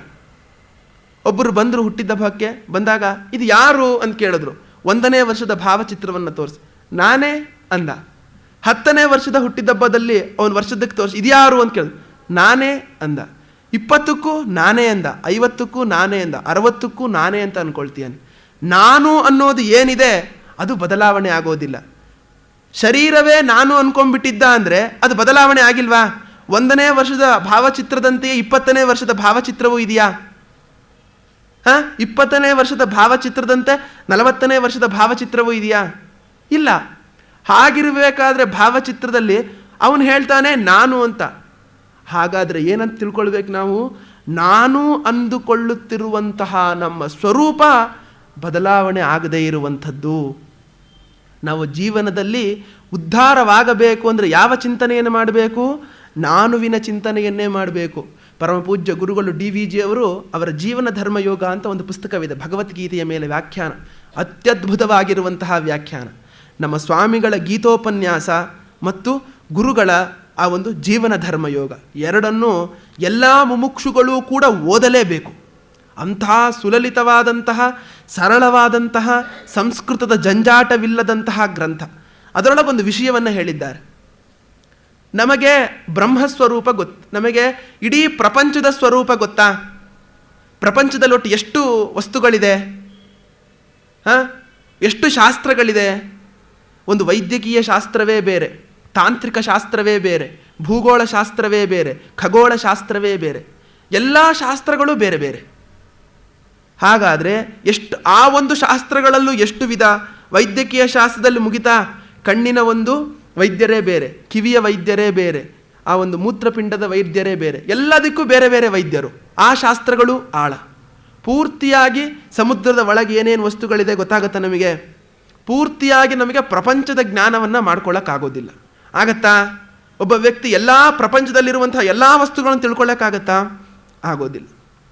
ಹಾಗಾದರೆ ಬ್ರಹ್ಮದ ಜ್ಞಾನವನ್ನು ಮಾಡ್ಕೊಳ್ಳೋಣ ಅಂತ ಹೋದರೆ ಬ್ರಹ್ಮ ಎಂಥದ್ದೋ? ಕಣ್ಣಿಗೆ ಸಿಗದೆ ಇರುವಂಥದ್ದು, ಕಿವಿಗೆ ಸಿಗದೆ ಇರುವಂಥದ್ದು, ಮಾತಿಗೆ ಸಿಗದೆ ಇರುವಂಥದ್ದು, ಆ ರೀತಿ ವ್ಯಾಖ್ಯಾನವನ್ನು ಕೊಡುತ್ತೆ ಉಪನಿಷತ್ತು. ಏನಂತ? ಅದ್ರೇಶ್ಯಂ ಅಗ್ರಾಹ್ಯಂ ಅವರಣಂ ಅಚಕ್ಷು ಅಶ್ರೋತ್ರಂ ಅಪಾಣಿಪಾದಂ. ಕಣ್ಣಿಲ್ಲದ್ದು, ಕಿವಿ ಇಲ್ಲದ್ದು, ಮೂಗಿಲ್ಲದ್ದು, ಕಣ್ಣಿಗೆ ಸಿಗದೆ ಇರುವಂಥದ್ದು, ನಿತ್ಯಂ ವಿಭುಂ ಸರ್ವಗತಂ ಸುಸೂಕ್ಷ್ಮಂ. ದೊಡ್ಡದು ಅದೇ ಅಂತೆ, ಚಿಕ್ಕದ್ದು ಅದೇ ಅಂತೆ, ತೀರ ತುಂಬ ದೂರ ಇರುವುದಂತೆ, ಸಮೀಪದಲ್ಲಿ ತದ್ದೂರೇ ತದ್ವಂತಿಗೆ. ಈ ರೀತಿಯಾಗಿ ಪರಬ್ರಹ್ಮದ ವ್ಯಾಖ್ಯಾನವನ್ನು ಮಾಡ್ತಾರೆ. ಅದು ಸಿಗುವಂಥದ್ದಲ್ಲ. ಆದರೆ ಇನ್ನೊಬ್ಬ ಇದ್ದಾನೆ, ಜೀವ. ಏನು ಹೇಳಿ? ಒಂದು ಪ್ರಪಂಚ, ಇನ್ನೊಂದು ಜೀವ, ಇನ್ನೊಂದು ಬ್ರಹ್ಮ. ಬ್ರಹ್ಮದ ಬಗ್ಗೆ ತಿಳ್ಕೊಳ್ಳೋಣ ಅಂದರೆ ತಿಳಿಯುವವನ ಕೂತು ಬಿಡ್ತಾನವನು, ತಿಳ್ಕೊಳ್ಳೋ ವಸ್ತುಗಳಾಗಲ್ಲ. ಯಾಕೆ ಹೇಳಿ? ತಿಳಿಯುವವನು ನಾನು ತಾನೇ. ಅದಕ್ಕಲ್ಲಿ ವ್ಯಾಖ್ಯಾನವನ್ನು ಬರೆದಿದ್ದಾರೆ ಗುರುಗಳು. ಏನು ಅಂದರೆ, ಎಲ್ಲಿಗೆ ಪ್ರಪಂಚ ಮುಗಿಯುತ್ತೋ ಅಲ್ಲಿಂದ ವೇದಾಂತ ಶುರುವಾಗುತ್ತಂತೆ. ಎಲ್ಲಿಗೆ ಈ ಪ್ರಪಂಚ ಮುಗಿಯುತ್ತೋ ಅಲ್ಲಿಂದ ಏನು ಶುರುವಾಗುತ್ತೆ? ವೇದಾಂತ ಶುರುವಾಗತ್ತಂತೆ. ನಮಗೆ ಪ್ರಪಂಚವನ್ನು ಪೂರ್ತಿ ತಿಳ್ಕೊಳ್ಳೋಕ್ಕಾಗೋದಿಲ್ಲ, ಬ್ರಹ್ಮದ ಸ್ವರೂಪ ತಿಳಿಯೋಕ್ಕೆ ಬರದೇ ಇರುವಂಥದ್ದು. ಹಾಗಾದರೆ ಇನ್ನೊಬ್ಬ ಇದ್ದಾನೆ, ಯಾರು? ನಾನು ಅಂತ ತಿಳ್ಕೊಳ್ಳುವಂತಹ ಒಬ್ಬ ಜೀವ. ಆ ಜೀವ ಏನು ಮಾಡಿಯಾನೆ? ಒಂದು ಕೊಂಡಿ ಪ್ರಪಂಚಕ್ಕೂ ಹಾಕಿದ್ದಾನೆ, ಇನ್ನೊಂದು ಕೊಂಡಿ ಬ್ರಹ್ಮನಿಗೂ ಹಾಕಿದ್ದಾನೆ. ನಾವು ನನ್ನ ವಿಚಾರವನ್ನೇ ನಾನು ಮಾಡ್ತಾ ಹೋದರೆ ನಮಗೆ ಎರಡೂ ಸ್ವರೂಪವೂ ಕೂಡ ತಿಳಿಯುತ್ತೆ. ಯಾವ ಸ್ವರೂಪ? ಒಂದು ಜೀವದ ಸ್ವರೂಪ, ಇನ್ನೊಂದು ಬ್ರಹ್ಮದ ಸ್ವರೂಪ. ಒಂದು ಬ್ರಹ್ಮನ ಸ್ವರೂಪ, ಇನ್ನೊಂದು ಪ್ರಪಂಚದ ಸ್ವರೂಪ. ಎರಡೂ ಸ್ವರೂಪನು ಯಾವುದರಿಂದ ತಿಳ್ಕೊಳ್ತಾನವನು? ಜೀವನ ವಿಚಾರದಿಂದಲೇ ತಿಳ್ಕೊಳ್ತಾನೆ. ಎಂಥ ಒಂದು ಒಳ್ಳೆಯ ವ್ಯಾಖ್ಯಾನ. ಹಾಗೆ ಎಂಥದ್ದು ಇಲ್ಲಿ ಸ್ಥಿತಪ್ರಜ್ಞ. ಸತ್ಯ ಅಂದರೆ ಏನು? ಯದ್ರೂಪೇಣ ಯನ್ನಿಶ್ಚಿತಂ. ಯಾವ ಒಂದು ರೂಪವನ್ನು ನಾವು ನೋಡಿದ್ದೀವಿ ಆ ರೂಪ ಹೇಗಿರುವಂಥದ್ದು? ಬದಲಾವಣೆ ಆಗದೇ ಇರುವಂಥದ್ದು. ಯಾವ್ಯಾವ ಬದಲಾವಣೆ ಆಗಲ್ಲ? 3 ಅವಸ್ಥೆಯಲ್ಲಿಯೂ 3 ಕಾಲದಲ್ಲಿಯೂ ಬದಲಾವಣೆ ಆಗಬಾರ್ದದು. 3 ಎಚ್ಚರ, ಕನಸು, ನಿದ್ರೆ, 3ರಲ್ಲೂ ಬದಲಾವಣೆ ಆಗಬಾರ್ದು. ಭೂತ, ಭವಿಷ್ಯದ್, ವರ್ತಮಾನ 3 ಕಾಲದಲ್ಲಿಯೂ ಬದಲಾವಣೆ ಆಗಬಾರ್ದು. ಯಾವ ಒಂದು ಅಂತಹ ರೂಪ ಇದೆಯೋ ಅದು ಸತ್ಯರೂಪ. ಅಂತಹ ಸತ್ಯರೂಪವನ್ನು, ಬದಲಾವಣೆ ಆಗದೇ ಇರುವಂತಹ ಸತ್ಯಸ್ವರೂಪವನ್ನು ಯಾರು ಕಂಡುಕೊಂಡಿದ್ದಾನೋ ಅವನು ಸ್ಥಿತಪ್ರಜ್ಞ. ಸ್ಥಿತಪ್ರಜ್ಞ ಅಂದರೆ ಯಾರು? ಜ್ಞಾನಿಗೆ ಸ್ಥಿತಪ್ರಜ್ಞ ಅಂತ ಹೇಳ್ತಿರುವಂಥದ್ದು. ಅಂತಹವನು ಏನು? ತಸ್ಯ ಕಾ ಭಾಷಾ ಭಾಷಣಂ ವಚನಂ. ಅವನು ಹೇಗೆ ನಡೀತಾನೆ ಇತ್ಯಾದಿಗಳನ್ನೆಲ್ಲವನ್ನು ಹೇಳಿದ ಮೇಲೆ ಏನು ಹೇಳಿದ್ರು? ಪ್ರಜಹಾತಿ ಯದಾ ಕಾಮಾನ್ ಸರ್ವಾನ್ ಪಾರ್ಥ ಮನೋಗತಾನ್ ಆತ್ಮನ್ಯೇ ವಾತ್ಮನಾ ತುಷ್ಟಃ ಸ್ಥಿತಪ್ರಜ್ಞಸ್ತದೋಚ್ಯತೆ. ಏನು? ಎಲೆ ಪಾರ್ಥನೆ, ಅವನ ಮನಸ್ಸಿನಲ್ಲಿರುವಂತಹ ಎಲ್ಲ ಆಸೆಗಳನ್ನೂ ಕೂಡ ಬಿಟ್ಟವನಾಗಿ ಯಾವಾಗ ತನ್ನಲ್ಲಿಯೇ ತಾನು ನಿಂತ್ಕೊಳ್ತಾನೋ, ಆತ್ಮನ್ಯೇ ವಾತ್ಮನಾ ತುಷ್ಟಃ, ತನ್ನಲ್ಲಿಯೇ ತಾನು ಯಾವಾಗ ನಿಂತ್ಕೊಳ್ತಾನೋ ಅವನು ಸ್ಥಿತಪ್ರಜ್ಞನಾಗಿರುವಂಥವನು ಅಂತ ಹೇಳಿದಾಗ ಏನು? ಪ್ರಜಹಾತಿ ಯದಾ ಕಾಮಾನ್ ಸರ್ವಾನ್ ಪಾರ್ಥ ಮನೋಗತಾನ್ ಅಂದರೆ ಏನರ್ಥ? ಪ್ರಜಹಾತಿ ಪ್ರಕರ್ಷೇಣ ಜಹಾತಿ ಪರಿತ್ಯಜತಿ ಯದಾ ಯಸ್ಮಿನ್ ಕಾಲೇ ಕಾಮಾನ್ ಇಚ್ಛಾಭೇದಾನ್ ಸರ್ವಾನ್ ಹೇ ಪಾರ್ಥ ಮನೋಗತಾನ್ ಮನಸಿ ಪ್ರವಿಷ್ಟಾನ್ ಹೃದಯ ಪ್ರವಿಷ್ಟಾನ್. ಯಾವ ಒಂದು ವಿಷಯಗಳು ಏನಾಗ್ಬಿಟ್ಟಿದೆ? ನಮ್ಮ ಮನಸ್ಸಿನಲ್ಲಿ ಪ್ರವೇಶವಾಗಿಬಿಟ್ಟಿದೆ. ಆ ಒಂದು ವಿಷಯವನ್ನು ಬಿಟ್ಟು ನಾವು ಇರೋದಿಲ್ಲ ಅನ್ನುವಷ್ಟು ಮಟ್ಟಿಗೆ ಬಂದುಬಿಟ್ಟಿದ್ದೀವಿ. ನೋಡಿ, ಬೆಳಗ್ಗೆ ಒಂದು ನ್ಯೂಸ್ ಪೇಪರ್ ಅವನು ಲೇಟಾಗಿ ಬಂದ ಅಂದರೆ ನಮ್ಗೆ ಎಷ್ಟು ಮನಸ್ಸು ತುಡಿತಿರುತ್ತೆ, ಎಷ್ಟು ದಾಸರಾಗ್ಬಿಟ್ಟಿದ್ದೀವಿ ಅಂತ. ಮೊದಲು ನಾವೇನು ಮಾಡ್ತೀವಿ? ಒಂದು ಧಾರಾವಾಹಿಯನ್ನು ನಾವು ನೋಡೋಕೆ ಶುರು ಮಾಡ್ತೀವಿ. ಕೆಲವು ದಿನಗಳಾದ ಮೇಲೆ ಏನು ಮಾಡುತ್ತೆ ಗೊತ್ತಾ? ಧಾರಾವಾಹಿ ನಮ್ಮನ್ನು ನೋಡೋಕೆ ಶುರು ಮಾಡುತ್ತೆ. ನಾವು ಧಾರಾವಾಹಿ ನೋಡೋದಲ್ಲ, ಧಾರಾವಾಹಿ ಏನು ಮಾಡುತ್ತೆ? ನಮ್ಮನ್ನು ನೋಡುತ್ತೆ. ನಮ್ಮ ಅಮ್ಮನಿಗೆ ನಾನು ದೂರವಾಣಿಯನ್ನು ಮಾಡಬೇಕಾದ್ರೆ 9:30 9ರಿಂದ 10 ಗಂಟೆ ತನಕ ಮಾಡುವಾಗಿಲ್ಲ. ಮಿಂಚು ನೋಡ್ತಿದ್ದೀನಿ, ಕಟ್ ಮಾಡೋ, ಆಮೇಲೆ ಮಾಡೋ ಅಂತಾರೆ. ತಕ್ಷಣ ಏನು ಆ ಒಂದು ಎಷ್ಟು ದಾಸರಾಗ್ಬಿಡ್ತಾರೆ ಅಂದರೆ ಅದಕ್ಕೆ ಆ ಒಂದು ಮುಕ್ತನೋ ಯಾವುದೋ ಒಂದು ಧಾರಾವಾಹಿ ಬರುತ್ತೆ ಅನ್ಸುತ್ತೆ, ಅದನ್ನ ನೋಡ್ತೀನಿ, ಕಟ್ ಮಾಡೋ, ಆಮೇಲೆ ಮಾಡ್ತೀನಿ. ಬೆಳಗ್ಗಿಂದ ಸುಸ್ತಾಗಿರ್ತೀನಿ, ಈಗೊಂದು 10 ನಿಮಿಷ ನಿರಾಳವಾಗಿ ಕುತ್ಕೊಳ್ಳೋಣ ಅಂದರೆ ಆಗಲೂ ನೀವು ಬಿಡಲ್ಲ. ಮಗ ದೂರದಿಂದ ಫೋನ್ ಮಾಡದೆ ಧಾರಾವಾಹಿ ಸಮಯದಲ್ಲಿ ಫೋನ್ ಮಾಡಬಾರ್ದು. ಲೆಕ್ಕ ಹಾಕಿ ಎಷ್ಟು ದಾಸರಾಗಿರ್ತಾರೆ ಅಂತ. ನಾವೇನು ಮಾಡ್ತೀವಿ, ಮೊದಲು ನಾವು ನೋಡೋಕೆ ಶುರು ಮಾಡ್ತೀವಿ, ನಂತರ ಏನು ಮಾಡುತ್ತೆ ಗೊತ್ತಾ, ಅದೇ ನಮ್ಮನ್ನು ನೋಡೋಕೆ ಶುರು ಮಾಡುತ್ತೆ. ವಿಷಯ ನಾವು ಏನು ಮಾಡ್ತೀವಿ, ಹೊರಗಿಂದ ದೂರದರ್ಶನವನ್ನು ನೋಡೋಕೆ ಶುರು ಮಾಡ್ತೀವಲ್ಲ, ಅಷ್ಟಾದರೆ ಸಾಕು, ಅಷ್ಟಕ್ಕೆ ನಿಂತು ಬಿಡುತ್ತಾ ಅದು. ಏನು ಮಾಡುತ್ತೆ, ಕೊನೆ ಫಸ್ಟಿಂದ ಈಗೊಂದು 1000 ಕಂತಾಗಿದೆ ಏನ್ರಿ, ಏನಪ್ಪ ಕತೆ ಅಂತ ಕೇಳ್ರಿ. ಅದನ್ನು ಏನೂ ಕತೆ ಇಲ್ಲ, ಆದರೂ ಕೂಡ ಅದನ್ನು ನಾವು ದಿನಾ ನೋಡ್ತೀವಿ. ಬಿಡ್ತೀವೋ ಇಲ್ವೋ? ಏನಕ್ಕೆ ಗೊತ್ತಾ, ನಾಳೆ ಏನೋ ಇದೆ, ನಾಳೆ ಏನೋ ಇದೆ, ನಾಳೆ ಏನೋ ಇದೆ ಅಂತಲೇ ಇವತ್ತಿನ ನೋಡ್ತಾ ಇರ್ತೀವಿ. ಪೂರ್ತಿ ಮುಗಿದ ಮೇಲೆ ಏನು ಕತೆ ಅಂತ ಕೇಳಿದ್ರೆ ಏನಪ್ಪ, ಒಟ್ಟು 1 ವರ್ಷ ಇಡೀ ನೋಡ್ತಾನೆ ಇದ್ವಿ, ಇಷ್ಟೇ ಆಗೋದು. ನಾವು ವಿಷಯದೊಳಗೆ ಯಾವಾಗಲೂ ಕೂಡ ಯಾವಾಗ ನಮ್ಮ ಮನಸ್ಸನ್ನು ಹಾಕ್ತಾನೆ ಇರ್ತೀವಿ, ವಿಷಯದಿಂದ ಪೂರ್ಣವಾದಂತಹ ಸುಖ ನಮಗೆ ಆಗೋದಿಲ್ಲ. ಪೂರ್ಣವಾದಂತಹ ಸುಖ ಆಗೋದಿಲ್ಲ. ಅವನು ಏನು ಮಾಡಿರ್ತಾನೆ, ತನ್ನ ಮನಸ್ಸಲ್ಲಿರುವಂತಹ ಎಲ್ಲ ಕಾಮನೆಗಳನ್ನು ಕೂಡ, ಎಲ್ಲ ಆಸೆಗಳನ್ನು ಕೂಡ ಬಿಟ್ಟವನಾಗ್ಬಿಟ್ಟಿರ್ತಾನೆ. ಪ್ರಜಹಾತಿ ಅಂದೇನು, ಪೂರ್ತಿಯಾಗಿ ಬಿಟ್ಬಿಟ್ಟಿರ್ತಾನೆ. ಸ್ವಲ್ಪವೂ ಕೂಡ ಎಲ್ಲೋ ಚೂರಿದೆ ಅಂತ ಅರ್ಥ ಅಲ್ಲ, ಎಲ್ಲೋ ಒಂದು ಚೂರಿದೆ ಅಂತ ಅರ್ಥ ಅಲ್ಲ. ಹೇಗೆ ಅಂದರೆ, ಒಬ್ಬರು ಮಹಾತ್ಮರ ಚರಿತ್ರೆಯಲ್ಲಿ ಒಂದು ಕಥೆ ಬರುತ್ತೆ. ಒಬ್ಬ ಮಹಾತ್ಮರ ಹತ್ತಿರ ಬರ್ತಾನೆ. ಆ ಮಹಾತ್ಮರ ಹತ್ತಿರ ಬಂದಾಗ ಅವ್ರು ಏನು ಹೇಳ್ತಾರೆ ಮಹಾತ್ಮರು, ನೋಡಪ್ಪ, ನಿನಗೆ ತುಂಬ ಈ ಒಂದು ಪ್ರಾಪಂಚಿಕ ವಿಷಯದಲ್ಲಿ, ದುಡ್ಡಿನ ವಿಷಯದಲ್ಲಿ ತುಂಬ ಆಸೆ ಇದೆ, ನೀನು ಏನು ಮಾಡಿಬಿಡು, ನಿನ್ನ ಸರ್ವಸ್ವವನ್ನೂ ದಾನ ಮಾಡಿಬಿಡು, ನಿನಗೆ ಆ ಭಗವಂತ ಒಲಿದು ಬಿಡ್ತಾನೆ ಅಂತ ಹೇಳ್ತಾರೆ. ಆ ಮಹಾತ್ಮರ ಮಾತನ್ನು ಕೇಳಿಕೊಂಡು ಅವನು ಹಾಗೆ ಅಂದ್ಕೊಳ್ತಾನೆ. ಏನಂತ ಅಂದರೆ, ನಾನು ಸರ್ವಸ್ವವನ್ನು ದಾನ ಮಾಡಿಬಿಟ್ರೆ ನನಗೆ ರಾಮನು ಕಾಣಿಸ್ಬಿಡ್ತಾನೆ ಅಂತ ಅಂದ್ಕೊಂಡವನಾಗಿ ಎಲ್ಲವನ್ನೂ ದಾನ ಮಾಡಿಬಿಡ್ತಾನೆ. ಅಷ್ಟು ದಾನವನ್ನು ಮಾಡಿದ್ರೂ ಕೂಡ ಅವನಿಗೆ ದರ್ಶನವೇ ಆಗೋಲ್ಲ. ಯಾಕೆ? ಆ ಮಹಾತ್ಮರ ಹತ್ರ ಮತ್ತೆ ಬರ್ತಾನೆ, ಹೇಳ್ತಾನೆ, ಸ್ವಾಮಿ ಗುರುಗಳೇ, ನಾನು ಅಷ್ಟೂ ದಾನ ಮಾಡಿದೆ, ನಾನು ಹೀಗೆ ಮಾಡಿದೆ, ನಾನು ಹೀಗೆ ಮಾಡಿದೆ, ನಾನು ಹಾಗೆ ಮಾಡಿದೆ ಅಂತ ಹೇಳ್ಕೊಳ್ತಾನೆ. ಆದರೂ ಕೂಡ ರಾಮ ದೊರಕಿಲ್ಲ ಅಂತ ಹೇಳ್ತಾನೆ. ನೋಡಪ್ಪ, ನಾನು ನಿನಗೆ ಸರ್ವಸ್ವವನ್ನು ದಾನ ಮಾಡೋಕ್ಕೆ ಹೇಳಿದೆ, ನೀನೇನು ಮಾಡಿದ್ಯಾ, ಕೇವಲ ಸರ್ವವನ್ನು ದಾನ ಮಾಡಿಬಿಟ್ಟಿದ್ಯಾ, ಸ್ವಾನ್ ಮಾತ್ರ ನೀನೇ ಇಟ್ಕೊಂಡ್ಬಿಟ್ಟಿದ್ಯಾ. ನೀನು ಮೊದಲು ಏನು ಮಾಡಬೇಕು, ನಾನು ಕೊಟ್ಟೆ ಅನ್ನೋದನ್ನು ಬಿಡಬೇಕು. ನಾನು ಇಂಥವನಿಗೆ ಕೊಟ್ಟೆ, ನಾನು ಅಂಥವನಿಗೆ ಮಾಡಿದೆ ಅಂತ ಹೇಳ್ತೀಯಲ್ಲ, ಅದನ್ನೂ ಕೂಡ ಮೊದಲು ಬಿಡಬೇಕು ನೀನು. ಆ ಭಾವನೆಯನ್ನು ಬಿಟ್ಟಾಗ ಭಗವಂತ ತೋರ್ಕೊಳ್ತಾನೆ. ಸ್ಥಿತಪ್ರಜ್ಞೆ ಏನು ಮಾಡಿರ್ತಾನೆ, ತನ್ನ ಮನಸ್ಸಲ್ಲಿರುವಂತಹ ಎಲ್ಲ ಆಸೆಗಳನ್ನು ಕೂಡ ಬಿಟ್ಟವನಾಗಿ ಆ ಹೃದಯದೊಳಗೆ ಇನ್ನು ಯಾವುದೂ ಕೂಡ ಹೋಗದೇ ಇರೋ ರೀತಿ ಇರ್ತಾನೆ. ಸರ್ವಕಾಮ ಪರಿತ್ಯಾಗೆ ತುಷ್ಟಿಕಾರಣ ಭಾವಾತ್ ಶರೀರ ಧಾರಣ ನಿಮಿತ್ತ ಶೇಷೇ ಚ ಸತಿ ಉನ್ಮತ್ತ ಪ್ರಮತ್ತಸ್ಯೈವ ಪ್ರವೃತ್ತಿ ಪ್ರಾಪ್ತ ಇತ್ಯತಃ ಉಚ್ಯತೆ. ಆತ್ಮನ್ಯೇವ ಪ್ರತ್ಯಗಾತ್ಮಸ್ವರೂಪೇ ಏವ ಆತ್ಮನ ಸ್ವೇನೈವ ಬಾಹ್ಯಲಾಭ ನಿರಪೇಕ್ಷಃ ತುಷ್ಟಃ. ಅವನು ಹೇಗಿರ್ತಾನೆ ಅಂದರೆ, ಆತ್ಮನ್ಯೇವಾತ್ಮನ ತುಷ್ಟಃ ಅಂತ ಬರೆದ್ರಲ್ಲ, ಅದಕ್ಕೆ ಬರೀತಿಯರೇ ಏನು ಅಂದರೆ, ಅವನು ಎಲ್ಲ ತನ್ನ ಮನಸ್ಸಿನ ಬಯಕೆಗಳನ್ನು ಬಿಟ್ಟಂತಹ ಅವನು ತುಷ್ಟಿ ಕಾರಣಾಭಾವಾತ್, ಅವನ ಹತ್ರ ಏನೂ ಇರೋದಿಲ್ಲ, ಆದರೂ ಕೂಡ ಅವನು ಆನಂದದಿಂದಲೇ ಇರ್ತಾನಂತೆ. ನಾವು ಅಂದ್ಕೊಂಡ್ಬಿಟ್ಟಿದ್ದೀವಿ ಏನಂತ, ಜಾಸ್ತಿ ಬಂದಷ್ಟು ನಮಗೆ ಹೆಚ್ಚೆಚ್ಚು ಆನಂದ ಅಂತ. ಹಣ ಜಾಸ್ತಿ ಇದೆ, ಹೆಚ್ಚು ಆನಂದ. ಬಂಗಾರದ ಒಡವೆಗಳು ಜಾಸ್ತಿ ಇದೆ, ಹೆಚ್ಚು ಆನಂದ. ಹೆಚ್ಚೆಚ್ಚು ಸೀರೆ ಇದೆ, ಹೆಚ್ಚು ಆನಂದ ಅನ್ಕೊಂಡ್ಬಿಟ್ಟಿದ್ವಿ. ರೋಗವೂ ಕೂಡ ಹೆಚ್ಚೆಚ್ಚಾದರೆ ಆನಂದವಾ?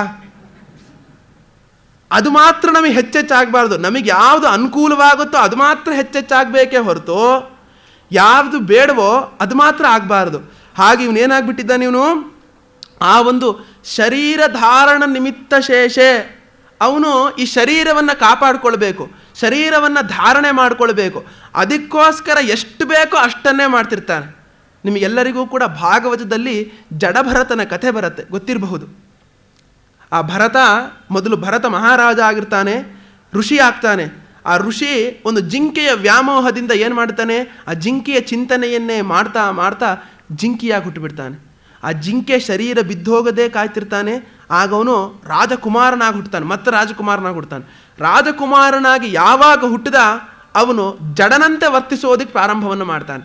ಏನು ಉನ್ಮತ್ತವತು ಬರಿತೀಯರಲ್ಲ, ಏನು ಉನ್ಮತ್ತ ಪ್ರಮತ್ತಸ್ಯೈವ, ಅವನಿಗೆ ಈ ಲೋಕದ ಜ್ಞಾನವೇ ಇರಲ್ಲ ಸ್ಥಿತಪ್ರಜ್ಞನಿಗೆ. ಅವನು ಹೇಗೆ ಬೇಕಾದರೂ ಹೇಗಿರ್ತಾನೆ. ಆದರೆ ಅವನು ಶಾಸ್ತ್ರ ವಿರೋಧಿ ಕೆಲಸವನ್ನು ಮಾಡ್ತಾನೆ ಅಂತ ಅರ್ಥ ಅಲ್ಲ, ಚೆನ್ನಾಗಿ ತಿಳ್ಕೊಳ್ಳಿ. ಒಬ್ಬ ಸಾಧಕನೇ ಶಾಸ್ತ್ರ ವಿರೋಧಿ ಕೆಲಸವನ್ನು ಮಾಡೋಲ್ಲಪ್ಪ. ಅಂಥದ್ರಲ್ಲಿ ಸ್ಥಿತಪ್ರಜ್ಞ ಶಾಸ್ತ್ರ ವಿರೋಧಿ ಕೆಲಸವನ್ನು ಮಾಡ್ತಾನ? ನಾನು ಪರಮಾತ್ಮ ಜ್ಞಾನವನ್ನು ತಿಳ್ಕೊಳ್ಬೇಕು ಅಂತ ಹೋಗ್ತಿರೋ ಒಬ್ಬ ಸಾಧಕ, ಅವನೇ ಸುಳ್ಳು ಹೇಳಲ್ಲ, ದುಡ್ಡು ಕದಿಯಲ್ಲ. ಅಂಥದ್ರಲ್ಲಿ ಒಬ್ಬ ಪ್ರಜ್ಞ, ಎಲ್ಲವನ್ನು ಆತ್ಮನನ್ನೇ ಹೆಚ್ಚಾಗಿ ತಿಳ್ಕೊಂಡಿರುವಂತಹ ಪ್ರಜ್ಞ, ಅವನು ಇಂಥವನು ಅಂತ ತಿಳ್ಕೊಳ್ತಾನ? ಅವ್ರು ಏನು ಹೇಳ್ತಾರೆ ಅಂದರೆ ಉನ್ಮತ್ತ ಪ್ರಮತ್ತಸ್ಯೈವ, ಅವನು ಹೇಗಿರ್ತಾನೆ, ಲೋಕದಲ್ಲಿ ಯಾವ ಜನರು ಹೇಗಿರ್ತಾರೋ ಅವರಿಗಿಂತ ವಿಲಕ್ಷಣ ರೀತಿಯಲ್ಲಿ ಇರ್ತಾನೆ ಅಂತ ಅಷ್ಟೇ ಅರ್ಥ. ಜಡಭರತ ಹೇಗಿದ್ದ ಅಂದರೆ ಆ ಜಡಭರತನೇ ಉದಾಹರಣೆ. ಜಡಭರತನ ಯಾರು ಉದಾಹರಣೆ ಅಂದರೆ ಜಡಭರತನೇ ಅಪ್ಪ ಉದಾಹರಣೆ. ರಾಮ ರಾವಣಯೋರ್ ಯುದ್ಧಂ ರಾಮ ರಾವಣಯೋರಿವ. ಸಮುದ್ರಕ್ಕೆ ಏನಪ್ಪ ಉದಾಹರಣೆ ಏನು ಕೊಡ್ತೀರಾ ನೀವು? ಸಾಗರಕ್ಕೆ ಸಾಗರವೇ ಉಪಮಾನ. ಹಾಗೆ ಜಡಭರತನ ಯಾರು? ಇನ್ನೊಬ್ಬ ಋಷಭದೇವ ಅಂತ ಅವ್ರ ತಂದೆ ಬರ್ತಾನೆ, ಅವನನ್ನೂ ಕೊಡಬಹುದು. ಇಲ್ಲ ಜಡಭರತನಿಗೆ ಜಡಭರತನೇ ಉದಾಹರಣೆ ಎಂದು ಕೊಡ್ಬೋದು. ಅವನು ಲೋಕದಲ್ಲಿ ಹೇಗಿರ್ತಾನೆ ಅಂದರೆ ಅಬ್ಬಾ ಹೋಗ್ತಾ ಇರ್ತಾನೆ, ಯಾವುದೋ ಒಂದು ಸಪ್ ಸಿಕ್ತು ಅಂದರೆ ಕಿತ್ಕೊಂಡು ತಿಂದು ಹಾಗೆ ಹೋಗ್ಬಿಡ್ತಾನೆ. ಯಾವಾಗಲೂ ಎಲ್ಲಿ ಬೇಕೋ ಅಲ್ಲೇ ಮಲಗ್ತಿರ್ತಾನೆ, ಹೇಗೆ ಬೇಕೋ ಹಾಗೇ ಮಾಡ್ತಿರ್ತಾನೆ.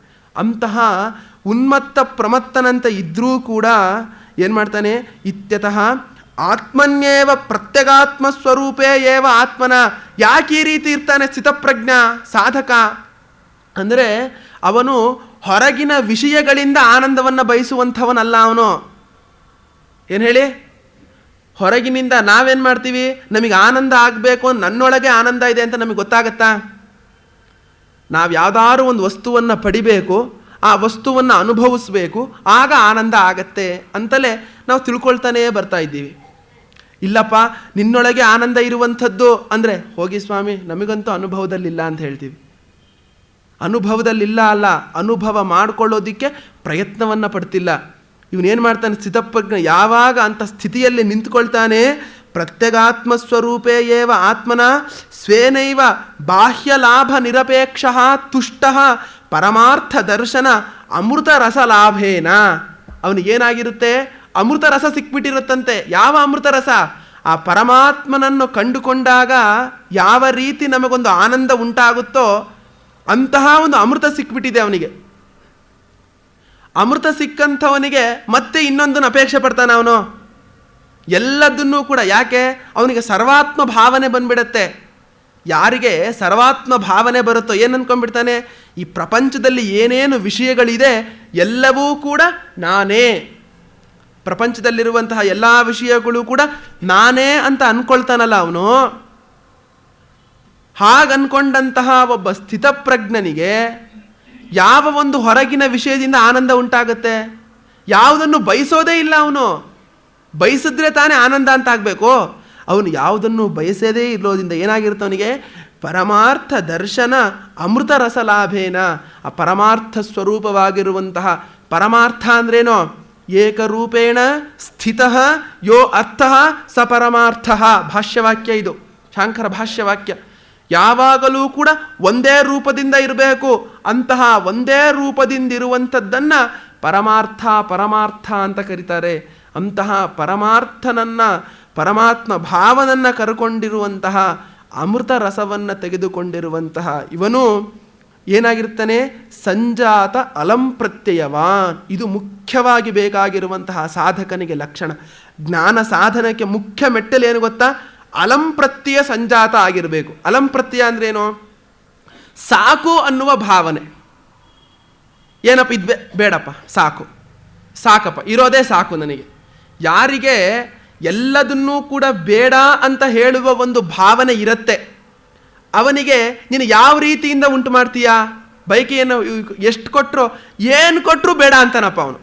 ಇದು ಬೇಕಾ ಸ್ವಾಮಿ? ಬೇಡ. ಇದು ಬೇಕಾ ಸ್ವಾಮಿ? ಬೇಡ. ಹೀಗೆ ಅನ್ಬೇಕಾದ್ರೆ ಅವನಿಗೆ ಯಾವುದರಿಂದ ನೀನು ಹೊರಗಿನಿಂದ ವಸ್ತುವನ್ನು ಕೊಟ್ಟು ತುಷ್ಟಿಯನ್ನು ಉಂಟು ಮಾಡ್ತೀಯಾ? ಸಂಜಾತ ಅಲಂ ಪ್ರತ್ಯಯವಾನ್. ಉಂಟಾಗಿರುವಂತಹ ಸಾಕು ಎಂಬ ಪ್ರತ್ಯಯವನ್ನು ಹೊಂದಿರ್ತಾನಂತೆ. ಸ್ಥಿತಪ್ರಜ್ಞ ಸ್ಥಿತ ಪ್ರತಿಷ್ಠಿತ ಆತ್ಮಾನಾತ್ಮ ವಿವೇಕಜ ಪ್ರಜ್ಞಾ. ಸ್ಥಿತಪ್ರಜ್ಞ ಯಾವಾಗ ಆಗ್ತಾನೆ ಗೊತ್ತಾ? ಆತ್ಮನಿಗೂ ಮತ್ತು ಅನಾತ್ಮನಿಗೂ ವಿವೇಕವನ್ನು ಯಾವಾಗ ಅವನು ಮಾಡ್ಕೊಳ್ತಾನೆ ಆಗ ಅವನು ಸ್ಥಿತಪ್ರಜ್ಞನಾಗ್ತಾನೆ. ಆತ್ಮ ಅಂದರೆ ಯಾರು? ಅನಾತ್ಮ ಅಂದರೆ ಏನು? ಅನಾತ್ಮ ಅಂದರೆ ಒಂದು ವಿಂಗಡಣೆ ಮಾಡಿಕೊಡೋದು ಬಹಳ ಸುಲಭ. ನನಗೆ ಯಾವುದು ಗೊತ್ತಾಗುತ್ತೋ ಅದೆಲ್ಲವೂ ಕೂಡ ಅನಾತ್ಮ, ಅರಿಯುವವನು ಆತ್ಮ. ಇದೊಂದು ಸಿದ್ಧಾಂತವನ್ನು ಇಟ್ಕೊಂಡ್ಬಿಡಿ ಎಲ್ಲರೂ ಕೂಡ. ಏನು? ನನಗೆ ಯಾವ ವಿಷಯಗಳು ಗೊತ್ತಾಗುತ್ತೋ ಅದೆಲ್ಲವೂ ಎಂಥದ್ದು? ಅನಾತ್ಮ. ನನ್ನ ಸ್ವರೂಪ ಎಂಥದ್ದು? ಅರಿಯೋದಲ್ಲ. ನನ್ನ ಸ್ವರೂಪ ಅರಿಯೋದೇ ಹೊರತು ಅರಿಸಿಕೊಳ್ಳುವ ಸ್ವಭಾವದ್ದಲ್ಲ ಅಲ್ವಾ? ಏನೇನು ನನ್ನ ಸ್ವರೂಪ ಗೊತ್ತಾಗ್ತಿದೆ? ನನಗೆ ಗೊತ್ತಾಗ್ತಿದೆ, ಇಡೀ ಪ್ರಪಂಚ ಗೊತ್ತಾಗ್ತಿದೆ ಅಲ್ವೇನಪ್ಪ? ಹಾಗಾದರೆ ನಾನು ಯಾರು? ಪ್ರಪಂಚ ಅಲ್ಲ. ನಾನು ನನ್ನ ಹೆಂಡತಿ, ನನ್ನ ಮನೆ ಅಂತೀನಿ ಹೊರತು ನಾನು ಹೆಂಡತಿ ಅಂತೀನ, ನಾನು ಮನೆ ಅಂತ ಹೇಳ್ತೀನ? ಯಾವಾಗ ನನಗೆ ಸಂಬಂಧ ಬರುತ್ತೋ ಅಂದರೆ ಏನರ್ಥ? ನಾನು ಅದಕ್ಕಿಂತ ಬೇರೆ ಇರುವಂಥವನು ಅಂತಾಗತ್ತೆ. ಏನು? ನನ್ನದು ಒಂದು ದೂರವಾಣಿ ಅಂತ ನಾನು ಹೇಳಿದಾಗ ಏನರ್ಥ? ನಾನು ದೂರವಾಣಿ ಅಲ್ಲ, ನನ್ನ ದೂರವಾಣಿ ಅಂದರೆ ಏನೋ ಸಂಬಂಧವನ್ನು ಹೇಳ್ತಾ ಇದ್ದೀನಿ. ಸಂಬಂಧವನ್ನು ಹೇಳಬೇಕಾದ್ರೆ ಆ ವಸ್ತು ನಾನಾಗಲ್ಲ. ಹಾಗೇನೆ ನೋಡಿ, ನನ್ನ ಕಣ್ಣು, ನನ್ನ ಕಿವಿ, ನನ್ನ ತಲೆ, ನನ್ನ ಹೊಟ್ಟೆ. ಯಾಕೋ ಇವತ್ತು ನನ್ನ ಮನಸ್ಸು ಸರಿ, ಹೊಟ್ಟೆ ನೋವ್ತಾ ಇದೆ ಸ್ವಾಮಿ, ನನಗೆ ಹೊಟ್ಟೆ ನೋವ್ತಿದೆ ಅಂದರೆ ಹೊಟ್ಟೆ ನೋವನ್ನು ನೋಡುವವನೇ ಹೊರತು ನೀನು ಹೊಟ್ಟೆ ನೋವಲ್ಲ ಅಲ್ವಾ? ಈ ದೇಹಕ್ಕೆ ಆಗುತ್ತಿರುವಂತಹ ಎಲ್ಲ ವೇದನೆಗಳು ಕೂಡ ನಿನಗೆ ಗೊತ್ತಾಗ್ತಿದೆ ಅಂದರೆ ದೇಹವ ನೀನು? ನಾನೇ ದೇಹವಾಗ್ಬಿಟ್ಟಿದ್ರೆ ಅಂದರೆ ನನ್ನ ಹೊಟ್ಟೆ ಅಂತ ಹೇಳ್ತಿರ್ಲಿಲ್ಲ, ನಾನು ಹೊಟ್ಟೆ ಅಂತ ಹೇಳ್ತಿದ್ದೆ. ನಾನು ಹೊಟ್ಟೆನಾ? ನಾನು ಕೈಯ? ನಾನು ಕಾಲ? ನೋಡಿ, ಇಷ್ಟು 70 ವರ್ಷ ನಾನು ಅಂದ್ಕೊಂಡಂತಹ ಈ ಶರೀರವನ್ನು ಏನಾದರೂ ಯಾವುದೋ ಒಂದು ಕ್ರಿಮಿಯಿಂದ ನಮ್ಮ ಕಾಲಿಗೆ ಅಪಘಾತ ಅಂದರೆ ಏನು ಮಾಡ್ತೀವಿ? ಕಟ್ ಮಾಡಿ ಹಾಕಿ ಸ್ವಾಮಿ ಆ ಕಡೆ, ಬೇಡ ನನಗೆ. ಇಷ್ಟು ದಿನ ಪ್ರೀತಿಯಿಂದ ಬೆಳೆಸಿದಂತಹ ಶರೀರವನ್ನು ಏನು ಮಾಡ್ತೀವಿ? ನಾನು ಉಳಿಯೋದಕ್ಕೋಸ್ಕರ ಕಾಲನ್ನು ಬೇಕಾದ್ರೆ ಕೊಟ್ಬಿಡ್ತೀವಿ ನಾವು. ನಾನೇ ಕಾಲಾಗಿದ್ರೆ ಕಾಲು ಕಟ್ ಮಾಡಿಸ್ತಿದ್ನ ನಾನು? ಅಕಸ್ಮಾತ್ ನನ್ನ ಕಾಲನ್ನು ಕತ್ತರಿಸಿದಾಗ ನಾನು ಅರ್ಧ ಆಗ್ತೀನ? ನಾನು ಸ್ವಲ್ಪ ಕಡಿಮೆ ಆದೆ ಸ್ವಾಮಿ ಅಂತೀನ? ಪೂರ್ತಿಯಾಗಿ ಉಳಿದಿರ್ತೀನಿ. ಹಾಗಾದರೆ ಈ ಶರೀರ ನಾನಲ್ಲ.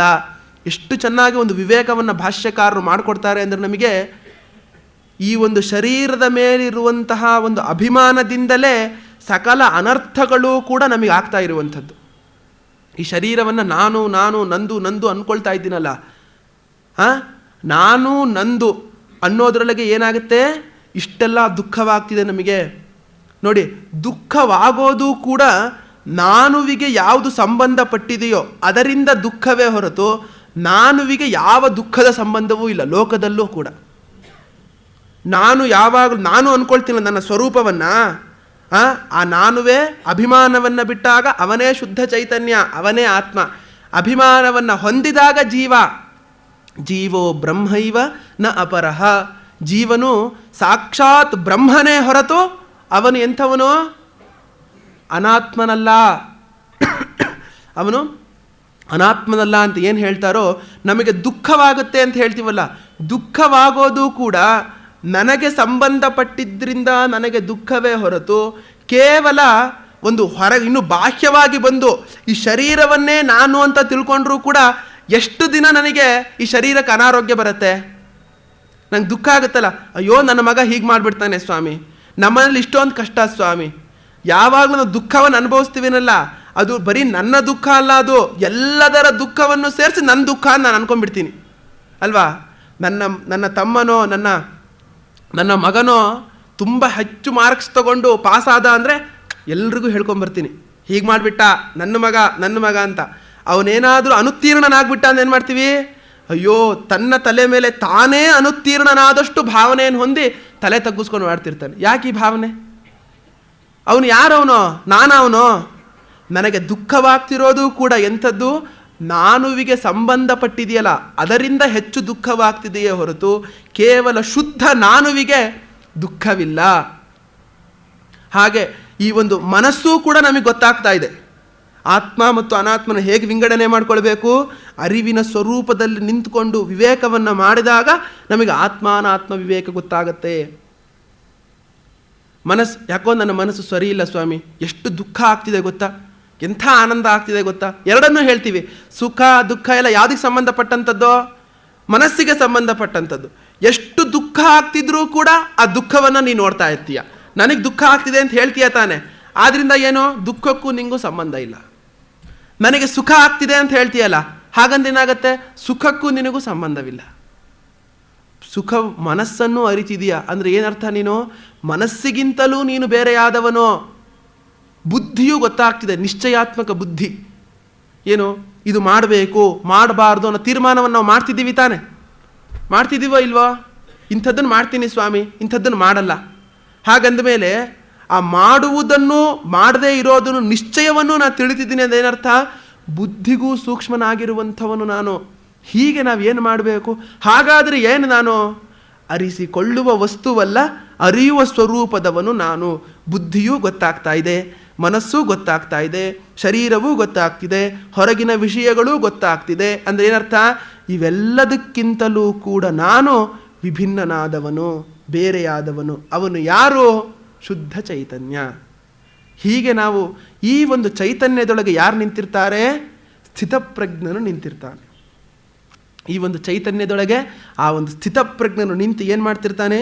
ಸ್ಥಿತಪ್ರಜ್ಞ ಸ್ಥಿತ ಪ್ರತಿಷ್ಠಿತ ಆತ್ಮ ಅನಾತ್ಮ ವಿವೇಕಜ ಪ್ರಜ್ಞ ಯಸ್ಯ ಸಹ ಸ್ಥಿತಪ್ರಜ್ಞ ವಿದ್ವಾನ್ ತದಾ ಉಚ್ಯತೆ. ಅದಕ್ಕೆ ಪಂಡಿತ ಸಮದರ್ಶಿನಃ ಅಂತ ಭಾಷ್ಯಕಾರರು ಹೇಳಿದಾಗ, ಪಂಡಿತ ಅಂದರೆ ಏನು? ಕೇವಲ ಶಾಸ್ತ್ರಜ್ಞಾನವಿದ್ದು ಬಿಟ್ಟರೆ ಅವನು ಪಂಡಿತನ?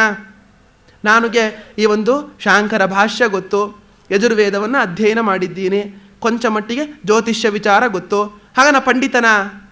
ಭಗವದ್ಗೀತೆಯಲ್ಲಿ ಭಗವಂತ ಹೇಳಿರುವಂತಹ ಪಂಡಿತ ಯಾರು ಅಂದರೆ ಪಂಡ ಆತ್ಮವಿಷಯಕ ಬುದ್ಧಿ ಸ ಪಂಡಿತ. ಯಾರು ತನ್ನ ವಿಚಾರವನ್ನು ತನಗೆ ಚೆನ್ನಾಗಿ ಗೊತ್ತು ಅಂತ ಯಾರು ಮಾಡ್ಕೊಂಡಿರ್ತಾರೋ ಅವನು ಪಂಡಿತ. ಯಾಕೆ ಹೇಳಿ? ಶುನಿಚೈವ ಶ್ವಪಾಕೇಚ ಪಂಡಿತ ಸಮದರ್ಶಿನ ಅಂದರೆ ಯಾರು? ಎಲ್ಲದರೊಳಗೂ ಕೂಡ ಸಮತ್ವ ಬುದ್ಧಿಯನ್ನು ಕಂಡುಕೊಳ್ಳೋರು ಯಾರು? ಈ ಒಂದು ಬರೀ ಶಾಸ್ತ್ರಜ್ಞಾನ ಮಾಡ್ಕೊಂಡವ್ರಿಗೆ ಸಮತ್ವ ಬುದ್ಧಿಯನ್ನು ಕಾಪಾಡ್ಕೊಳ್ತಾರಾ? ಮಾಡ್ಕೊಳ್ಳೋಕ್ಕಾಗಲ್ಲ. ಯಾರಿಗೆ ಎಲ್ಲದರೊಳಗೂ ಕೂಡ ನಾನು ಇರುವಂಥವನು ಎಂಬ ಪ್ರತ್ಯಯ ಯಾರಿಗೆ ಗೊತ್ತಾಗಿದೆಯೋ ಅವನು ಪಂಡಿತನು, ಅವನು ವಿದ್ವಾಂಸನು. ವಿದ್ವಾನ್ ತದಾ ಉಚ್ಯತೆ. ಅವನನ್ನು ನಾವು ಏನಂತ ಕರಿತೀವಿ? ವಿದ್ವಾಂಸ, ವಿದ್ವಾಂಸ ಅಂತ ಕರಿತೀವಿ. ಹೇಗಿರಬೇಕು ನಾವು? ತ್ಯಕ್ತ ಪುತ್ರ ವಿತ್ತ ಲೋಕ ಏಷಣಃ ಸನ್ಯಾಸಿ ಆತ್ಮಾರಾಮ ಆತ್ಮಕ್ರೀಡ ಸ್ಥಿತಪ್ರಜ್ಞ ಇತ್ಯರ್ಥ. ಇಷ್ಟನ್ನು ಮಾಡೋರು ಯಾರೋ? ಸನ್ಯಾಸಿ ಅಂತ ಬರೀತಾರೆ ಭಾಷ್ಯಕಾರ. ಅಂದರೆ ಸನ್ಯಾಸಿ ಅಂದರೆ ಕೇವಲ ಕಾವಿ ಬಟ್ಟೆಯನ್ನು ತೊಟ್ಟು ಕೂಡಲೇ ಸನ್ಯಾಸಿ ಆಗಲ್ಲ. ಸನ್ಯಾಸ ಅನ್ನೋದು ಹೊರಗಿನ ವೇಷಭೂಷಣಗಳಿಂದ ಬರುವಂಥದ್ದಲ್ಲ. ಸನ್ಯಾಸ ಅನ್ನೋದೇನು? ನನ್ನ ಮನಸ್ಸಿಗೆ ಸಂಬಂಧಪಟ್ಟಂಥದ್ದು. ನ್ಯಾಸ ಸಂನ್ಯಾಸ, ಎಲ್ಲವನ್ನೂ ಬಿಡ್ತೀನಿ ಅಂತ. ಏನು ಹೇಳಿ? ಯಾವುದು ಪೂರ್ತಿಯಾಗಿ ಯಾರು ಎಲ್ಲದನ್ನು ಬಿಟ್ಟಿದಾರೋ ಅವರು ನಿಜವಾದ ಸನ್ಯಾಸಿಗಳು. ಈಗ ಯೋಚನೆ ಮಾಡೋಣ ಎಲ್ಲರೂ ಕೂಡ, ಯಾರು ಪೂರ್ತಿಯಾಗಿ ಬಿಟ್ಟಿದ್ದಾರೆ ಅವರನ್ನು ನಾವೇನೋಣ? ನಿಜವಾದ ಸನ್ಯಾಸಿಗಳು. ಹೇಗೆಂಥದ್ದು? ಸನ್ಯಾಸಿ ಆತ್ಮಾರಾಮ. ಆತ್ಮಾರಾಮ ಅಂದೇನು ಗೊತ್ತಾ? ಆತ್ಮಕ್ರೀಡ. ಕ್ರೀಡೆ ಅಂದರೆ ಏನು ಅಂದರೆ ಹೊರಗಿನ ಒಂದು ಸಲಕರಣೆಗಳನ್ನು ಬಳಸಿಕೊಂಡು ನಾವು ಆಡ್ತೀವಲ್ಲ, ಅದು ಕ್ರೀಡೆ. ಆ ಒಂದು ಚಿನ್ನಿ ದಾಂಡು ಒಂದು ಕ್ರೀಡೆ, ಬುಗುರಿ ಒಂದು ಕ್ರೀಡೆ ಹೇಳ್ತೀವಿ ತಾನೆ. ಅದು ಏನು ಮಾಡ್ತೀವಿ ನಾವು? ಹೊರಗಿನ ಒಂದು ವಸ್ತು ಬೇಕು, ಅದನ್ನು ಬಯಸ್ಕೊಂಡು ನಾವು ಆಡ್ತೀವಿ, ಅದು ಕ್ರೀಡೆ ಅನ್ನಿಸ್ಕೊಳ್ಳುತ್ತೆ. ಹಾಗೆ ಇವನು ಆತ್ಮಕ್ರೀಡ. ಇವನು ಹೊರಗಿನ ಯಾವ ವಸ್ತುಗಳನ್ನು ಬಯಸದೆ ತಾನಾಗಿಯೇ ಆನಂದದಲ್ಲಿ ನಿಂತಿರ್ತಾನೆ. ಇವನು ಆತ್ಮರತಿ, ತನ್ನೊಳಗೆ ಆನಂದ ಸ್ವರೂಪವನ್ನು ಕಂಡುಕೊಂಡಿರ್ತಾನೆ. ಅಂಥವನು ಏನಾಗ್ತಾನೆ?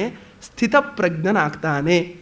ಈ ರೀತಿಯಾಗಿ ಸ್ಥಿತಪ್ರಜ್ಞನ ಲಕ್ಷಣಗಳನ್ನು ಜ್ಞಾನಕ್ಕೆ ಸಾಧನವಾಗಿ ಭಾಷ್ಯಕಾರರು, ಭಗವಂತನು ಅರ್ಜುನನಿಗೆ ಉಪದೇಶವನ್ನು ಮಾಡ್ತಾ ಇದ್ದಾರೆ. ಎಲ್ಲದಕ್ಕಿಂತ ಮುಖ್ಯವಾದ ಲಕ್ಷಣಗಳು ಯಾವುದು ಅಂದರೆ ಆ ಒಂದು ಹೇಳ್ತಾರಲ್ಲ, ತಾನಿ ಸರ್ವಾಣಿ ಸಂಯಮ್ಯ ಯುಕ್ತ ಆಸೀತ ಮತ್ಪರಃ ವಶೇಹಿ ಯಸ್ಯೇಂದ್ರಿಯಾಣಿ ತಸ್ಯ ಪ್ರಜ್ಞಾ ಪ್ರತಿಷ್ಠಿತ. ತನ್ನ ಎಲ್ಲ ಒಂದು ಇಂದ್ರಿಯಗಳನ್ನು ಕೂಡ ತನ್ನ ಹತೋಟಿಯಲ್ಲಿಟ್ಟುಕೊಂಡವನಾಗಿ ಅವನು ತನ್ನ ಮನಸ್ಸನ್ನು ಸದಾಕಾಲವೂ ಕೂಡ ಆತ್ಮನಲ್ಲಿಯೇ ನೆಲೆ ನಿಲ್ಲಿಸಿರಬೇಕು. ಅಂಥವನು ಸ್ಥಿತಪ್ರಜ್ಞ ಅಂತ ಅನ್ನಿಸ್ಕೊಳ್ತಾನೆ. ಆ ರೀತಿ ಸ್ಥಿತಪ್ರಜ್ಞನು ಯಾವ ಲಕ್ಷಣಗಳಿದೆಯೋ ಅದು ಏನಾಗುತ್ತೆ, ಸಾಧಕನಿಗೆ ಒಂದು ಚರ್ಯೆ ಆಗುತ್ತಂತೆ. ಸ್ಥಿತಪ್ರಜ್ಞನ ಸ್ವಭಾವ ಸಾಧಕನಿಗೆ ಚರ್ಯೆ ಅಂದರೆ ಅವನು ನಡೆದುಕೊಳ್ಳಬೇಕಾಗಿರುವಂಥದ್ದು ಏನು, ಸರ್ವತ್ರೈವ ಹಿ ಅಧ್ಯಾತ್ಮಶಾಸ್ತ್ರೇ ಕೃತಾರ್ಥ ಲಕ್ಷಣಾನಿ ಯಾನಿ ತಾನ್ಯೇವ ಸಾಧನಾನಿ ಉಪದಿಶ್ಯಂತೆ ಯತ್ನ ಸಾಧ್ಯತ್ವಾತ್.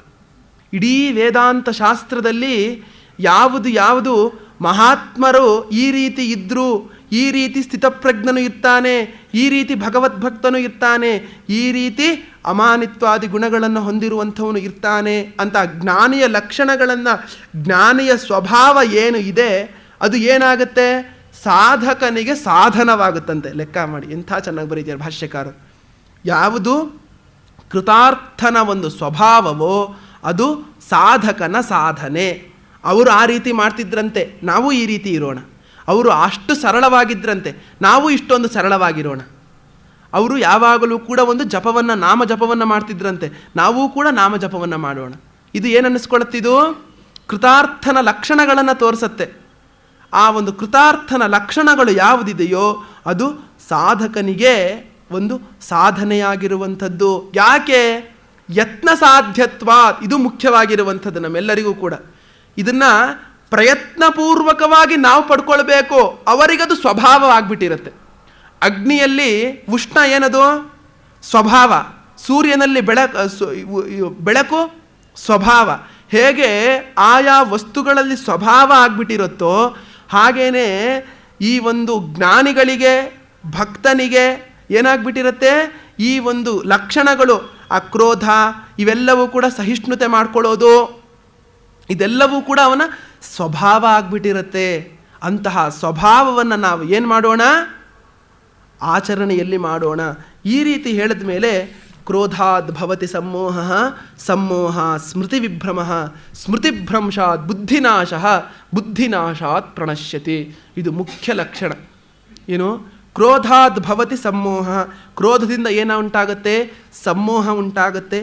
ಆ ಒಂದು ಸಮೋಹದಿಂದ ಸ್ಮೃತಿ ವಿಭ್ರಂಶವಾಗುತ್ತೆ, ಆ ಸ್ಮೃತಿಭ್ರಂಶದಿಂದ ಬುದ್ಧಿನಾಶವಾಗುತ್ತೆ, ಬುದ್ಧಿನಾಶದಿಂದ ಪ್ರಣಾಶವನ್ನು ಹೊಂದುತ್ತಾನೆ. ಇದಕ್ಕಿಂತ ಪೂರ್ವ ಶ್ಲೋಕದಲ್ಲಿ ಏನು ಹೇಳಿದ್ರು, ಧ್ಯಾಯತೋ ವಿಷಯಾನ್ ಪುಂಸಃ ಸಂಗಸ್ತೇಷೂಪಜಾಯತೆ, ಸಂಗಾತ್ ಸಂಜಾಯತೆ ಕಾಮಃ, ಕಾಮಾತ್ ಕ್ರೋಧೋಭಿಜಾಯತೆ.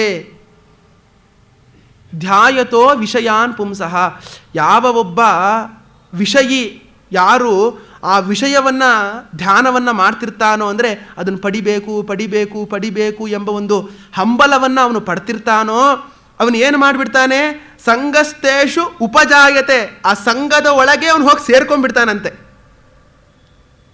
ಏನೋ ಸಂಘದ ಒಳಗೆ ಅವನು ಹೋಗಿ ಸೇರ್ಕೊಂಡು ಬಿಡ್ತಾನಂತೆ. ನಮ್ಮ ಗುರುಗಳು ತಮಾಷೆ ಮಾಡ್ತಿದ್ರು ಒಂದು, ಅವರು ಬಾಲ್ಯದಲ್ಲಿ, ನಮ್ಮ ಗುರುಗಳ ಬಾಲ್ಯದಲ್ಲಿ ತುಂಬ ಪಟಾಕಿಯನ್ನು ಹೊಡಿಬೇಕು ಅಂತ ತುಂಬ ಇದಿತ್ತು. ಪಟಾಕಿಯನ್ನು ನಾನು ಹೊಡಿಬೇಕು. ದೀಪಾವಳಿ ಬಂದ ಕೂಡಲೇ ಏನು ಮಾಡ್ತಿದ್ರು, ಅವರ ತಂದೆ 2 ಅಡಕೆ ಪಟ್ಟೆ ಕೊಡ್ತಿದ್ರಂತೆ ಕೈಗೆ. ಪಟಾಕಿ ಹೊಡೆದ್ರೆ ಏನು ಬರುತ್ತಪ್ಪ, ಶಬ್ದ ಬರುತ್ತೆ. ನೋಡು ಅಡಕೆ ಪಟ್ಟೆ ಹೀಗೆ ಹೊಡಿ, ಏನು ಬರುತ್ತೆ, ಶಬ್ದ ಬರುತ್ತೆ. ಶಬ್ದ ಬರೋದು ಮುಖ್ಯವೋ ನಿನಗೆ, ಪಟಾಕಿ ಹೊಡೆಯೋದು ಮುಖ್ಯವೋ? ಶಬ್ದ ಬರುತ್ತಾನೆ ಮುಖ್ಯ. ಹೊಡಿ ಅಡಕೆ ಪಟ್ಟೆನ. 2 ಆ ಒಂದು ಡಬ್ಬವನ್ನು ಕೊಟ್ಟು, ಎಣ್ಣೆ ಟಿನ್ ಬರುತ್ತಲ್ಲ ಕೊಟ್ಟು ಕೋಲ್ನೊಳು ಹೊಡಿ, ಶಬ್ದ ಜೋರಾಗಿ ಬರುತ್ತೆ ಅಂತ ಹೇಳ್ತಿದ್ರಂತೆ. ಯಾವಾಗಲೂ ಕೂಡ ಏನು, ಪಟಾಕಿ ಸಣ್ಣ ಹುಡುಗರು ಅಂತ ಅವ್ರ ತಂದೆ ಹೇಳ್ತಿದ್ರಂತೆ, ತುಂಬ ಪಟಾಕಿ ಅನ್ಬೇಡ, ಮುಂದಿನ ಜನ್ಮದಲ್ಲಿ ಪಟಾಕಿ ಆಗ್ಬಿಟ್ಟು ನೀನು ಡಬ್ಬ ಅನ್ನಿಸ್ಬಿಡ್ತಾರೆ ಅಂತಿದ್ರಂತೆ.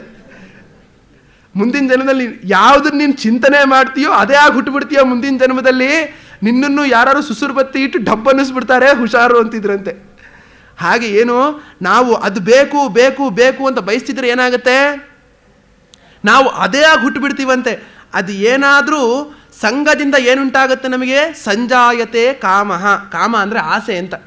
ಆ ಒಂದು ಸಂಘವನ್ನು ಮಾಡ್ತಾ ಇದ್ದರೆ ನಮ್ಮ ಮನಸ್ಸಿನಲ್ಲಿ ಆಸೆ ಅನ್ನೋದು ಉಂಟಾಗುತ್ತೆ. ನಾವು ಆಸೆ ಪಟ್ಟಿದ್ದು ನಮಗೆ ಸಿಗಲಿಲ್ಲ ಅಂತ ಏನಾಗುತ್ತೆ, ಕ್ರೋಧ ಉಂಟಾಗುತ್ತೆ.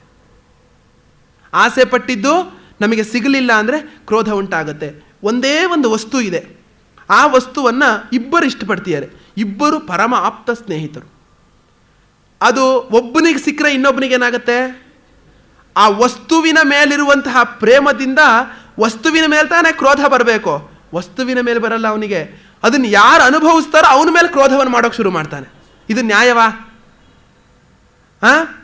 ಆ ವಸ್ತುವಿನ ಮೇಲಿರೋ ಆಸೆಯಿಂದ ಏನು ಮಾಡ್ತಾನೆ, ಆ ವಸ್ತು ಯಾರ ಹತ್ರ ಇದೆಯೋ ಅವರ ಮೇಲೆ ಕ್ರೋಧವನ್ನು ಉಂಟು ಮಾಡೋಕೆ ಶುರು ಮಾಡಿಬಿಡ್ತಾನೆ. ಕಾಮಾತ್, ಆಸೆಯಿಂದ ಏನಾಗುತ್ತೆ, ಕ್ರೋಧ ಉಂಟಾಗ್ಬಿಡತ್ತೆ. ಆ ಕ್ರೋಧದಿಂದ ಸಮ್ಮೋಹ ಉಂಟಾಗುತ್ತೆ. ಸಮ್ಮೋಹ ಅಂದರೆ ಅವಿವೇಕ ಕಾರ್ಯಕಾರ್ಯ ವಿಷಯ. ಯಾವುದನ್ನು ಮಾಡಬೇಕು ಯಾವುದನ್ನು ಬಿಡಬೇಕು ಅನ್ನುವ ಒಂದು ವಿವೇಕವೇ ಹೋಗ್ಬಿಡತ್ತಂತೆ. ಆ ವಸ್ತು ಅವನಿಗೆ ಸಿಗದೇ ಇದ್ದಾಗ ಏನಾಗುತ್ತೆ, ಏನಾದರೂ ಮಾಡಿ ನಾ ವಸ್ತುನ ಪಡಿತೀನಿ, ಏನಾದರೂ ಮಾಡಿ ಏನು ಮಾಡ್ತೀನಿ ನಾನು ಆ ವಸ್ತುವಿನ ಪಡಿತೀನಿ ಅನ್ನೋ ಒಂದು ಕೆಟ್ಟ ಒಂದು ಹಂಬಲದಿಂದ ಏನು ಮಾಡ್ತಾನೆ, ಕಾರ್ಯಕಾರ್ಯ ವಿವೇಕವನ್ನೇ ಅವನು ಕಳ್ಕೊಂಡು ಬಿಡ್ತಾನಂತೆ. ಆ ಒಬ್ಬ ಇವನು ಅದಕ್ಕೆ ಬರೀತಾರೆ, ಕ್ರುದ್ಧೋ ಹಿ ಸನ್ ಗುರುಮಪಿ ಆಕ್ರೋಶತಿ ಅಂತ ಭಾಷ್ಯಕಾರರು. ಏನಾದರೂ ತುಂಬ ಸಿಟ್ಟು ಬಂತು ಅಂದರೆ ಪಾಠ ಹೇಳ್ಕೊಟ್ಟು ಗುರುಗಳು ಅನ್ನೋ ಲಕ್ಷ್ಯ ಇಲ್ಲವಂತೆ, ಅವನ ಮೇಲೆ ಕೋಪಕ್ಕಾಗ್ಬಿಡ್ತಾನಂತೆ, ಅವನ ಮೇಲೆ ಏನು ಮಾಡಿಬಿಡ್ತಾನೆ, ಕಿಡಿಕಾರ್ಬಿಡ್ತಾನಂತೆ.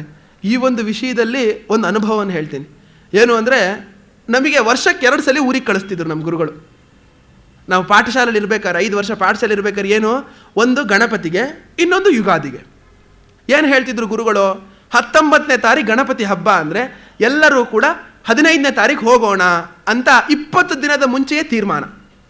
ನಾವೇನು ಮಾಡ್ತಿದ್ವಿ, 11ನೇ ತಾರೀಕಿಂದಲೇ ರೆಡಿ, ಅದಕ್ಕೆ ಇದನ್ನ ಇಟ್ಕೋ, ಆ ಪಂಚೆ ಚೆನ್ನಾಗಿದೆ, ಈ ಪಂಚೆ ಇಟ್ಕೋ, ಇದನ್ನು ಹೀಗಿಟ್ಕೋ, ತೊಗೊಂಡು ಹೋಗೋದು ಒಂದು ಸಣ್ಣ ಕಿಟ್ಟು. ಅದಕ್ಕೆ ಏನು ಮಾಡ್ತಿದ್ವಿ, ಆ ಕಿಟ್ಟನ್ನು 20 ಸಲ ತೆಗಿತಿದ್ವಿ ಮತ್ತು ಮೊದಲಿಂದ ಜೋಡಿಸ್ತಾ ಇದ್ವಿ. ಇಷ್ಟು ತಯಾರಿ ಮಾಡ್ಕೊಳ್ತಿದ್ವಿ. ಯಾವಾಗ 14ನೇ ತಾರೀಕು ಬರ್ತಿತ್ತೋ ಗುರುಗಳು ಹೇಳ್ತಿದ್ರು, ಹಬ್ಬಕ್ಕೆ 3 ದಿನ ಮುಂಚೆ ಹೋಗಿ ಏನೋ ಮಾಡೋದು, ಹಬ್ಬದ ಹಿಂದಿನ ದಿನ ಹೋಗೋಣ, 18ನೇ ತಾರೀಕು ಹೋಗೋಣ ಅಂದ್ಬಿಡೋರು. ಸಿಟ್ಟು, ಎಷ್ಟು ಏನು ಗುರುಗಳೇ ನೀವು ಒಂದ್ಸಲಿ ಒಂದೊಂದು ಮಾತಾಡ್ತೀರಾ, ಹಾಗೆ ಮಾಡ್ತೀರಾ, ಹೀಗೆ ಮಾಡಿ, ಏನಕ್ಕೆ, ಊರಿಗೆ ಹೋಗುವ ಪ್ರೇಮ. ನಾವೇನು ಗುರುಗಳೇ, ನಾವು ವರ್ಷಕ್ಕೆ 2 ಸಲ ಹೋಗ್ತೀವಿ, ಅಮ್ಮ ಅಪ್ಪನ ಜೊತೆ 1-2 ದಿನ ಇರಬಾರ್ದ, ಕಳಿಸ್ಕೊಡಿ ನಮ್ಮನ್ನು, ಹಾಗೆ ಹೀಗೆ ಅಂತ. ಆ ಊರಿಗೆ ಹೋಗೋ ಇಷ್ಟು ದಿನ ಏನು ಮಾಡ್ತಿದ್ವಿ, ಗುರುಗಳ ಮೇಲೆ ಸಿಟ್ಟು ಮಾಡ್ಕೊಂಡ್ಬಿಡ್ತಿದ್ವಿ.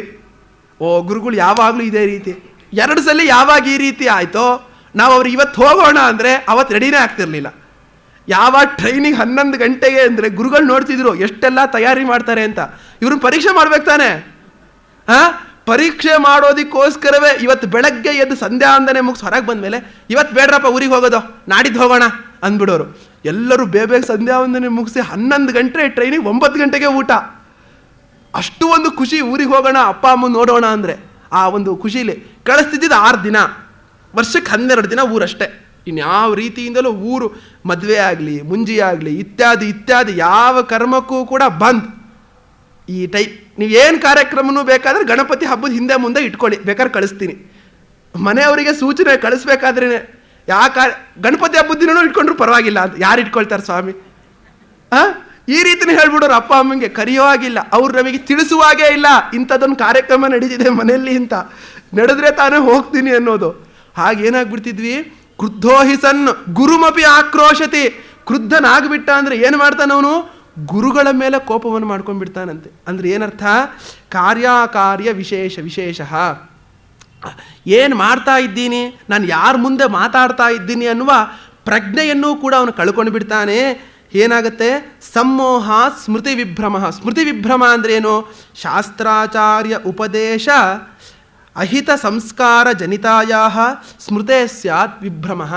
ಇಷ್ಟು ದಿನ ಅವನು ಯಾವ ಒಂದು ಗುರುಗಳ ಮಾತನ್ನು, ಶಾಸ್ತ್ರದ ಮಾತನ್ನು ಕೇಳಿ ಕೇಳಿ ಕೇಳಿ ಅವನು ಇದು ಮಾಡ್ಕೊಂಡಿರ್ತಾನೋ, ಒಂದು ಜಿತವನ್ನು ಮಾಡ್ಕೊಂಡಿರ್ತಾನೋ, ಆ ಜಿತ ಮಾಡ್ಕೊಂಡಂಥದ್ದು ಪೂರ್ತಿ ಹೋಗ್ಬಿಡತ್ತೆ ಅವನಿಗೆ.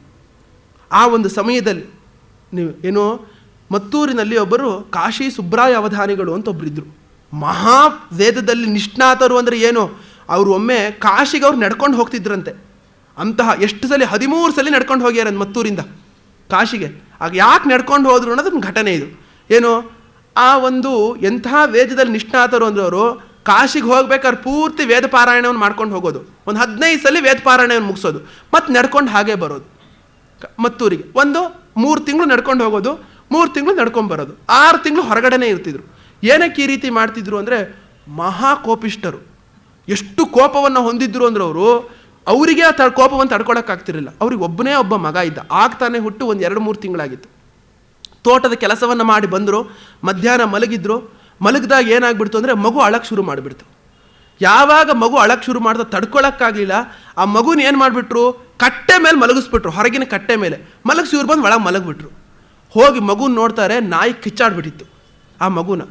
ಅಯ್ಯೋ ಎಂಥ ಕೆಲಸವಾಯ್ತಪ್ಪ, ಇಂಥ ಒಂದು ಬ್ರಹ್ಮಹತ್ಯೆ ದೋಷ ಬಂದ್ಬಿಡ್ತು ಅಂತ ಆಗಿನ ಒಬ್ರು ಪುರೋಹಿತರ ಹತ್ರ, ಏನಪ್ಪ ಎಷ್ಟು ಒಂದು ವಿವೇಕ ಇದ್ರೇನು, ಆ ಸಮಯದಲ್ಲಿ ಏನಾಗುತ್ತೆ, ಇವರೇ ಹೊರಗೆ ಹೋಗಿ ಮಲ್ಕೊಂಡಿದ್ರೆ ಆಗ್ತಿತ್ತು ತಾನೆ, ಇವರೇ ಆ ರಾಮ ಮಂದಿರದಲ್ಲೋ ಎಲ್ಲರೂ ಮಲಗಿದ್ರೆ ಆಗ್ತಿತ್ತಾನೆ. ಆ ವಿವೇಕ ಹಾಳು ಮಾಡಿಬಿಡತ್ತೆ.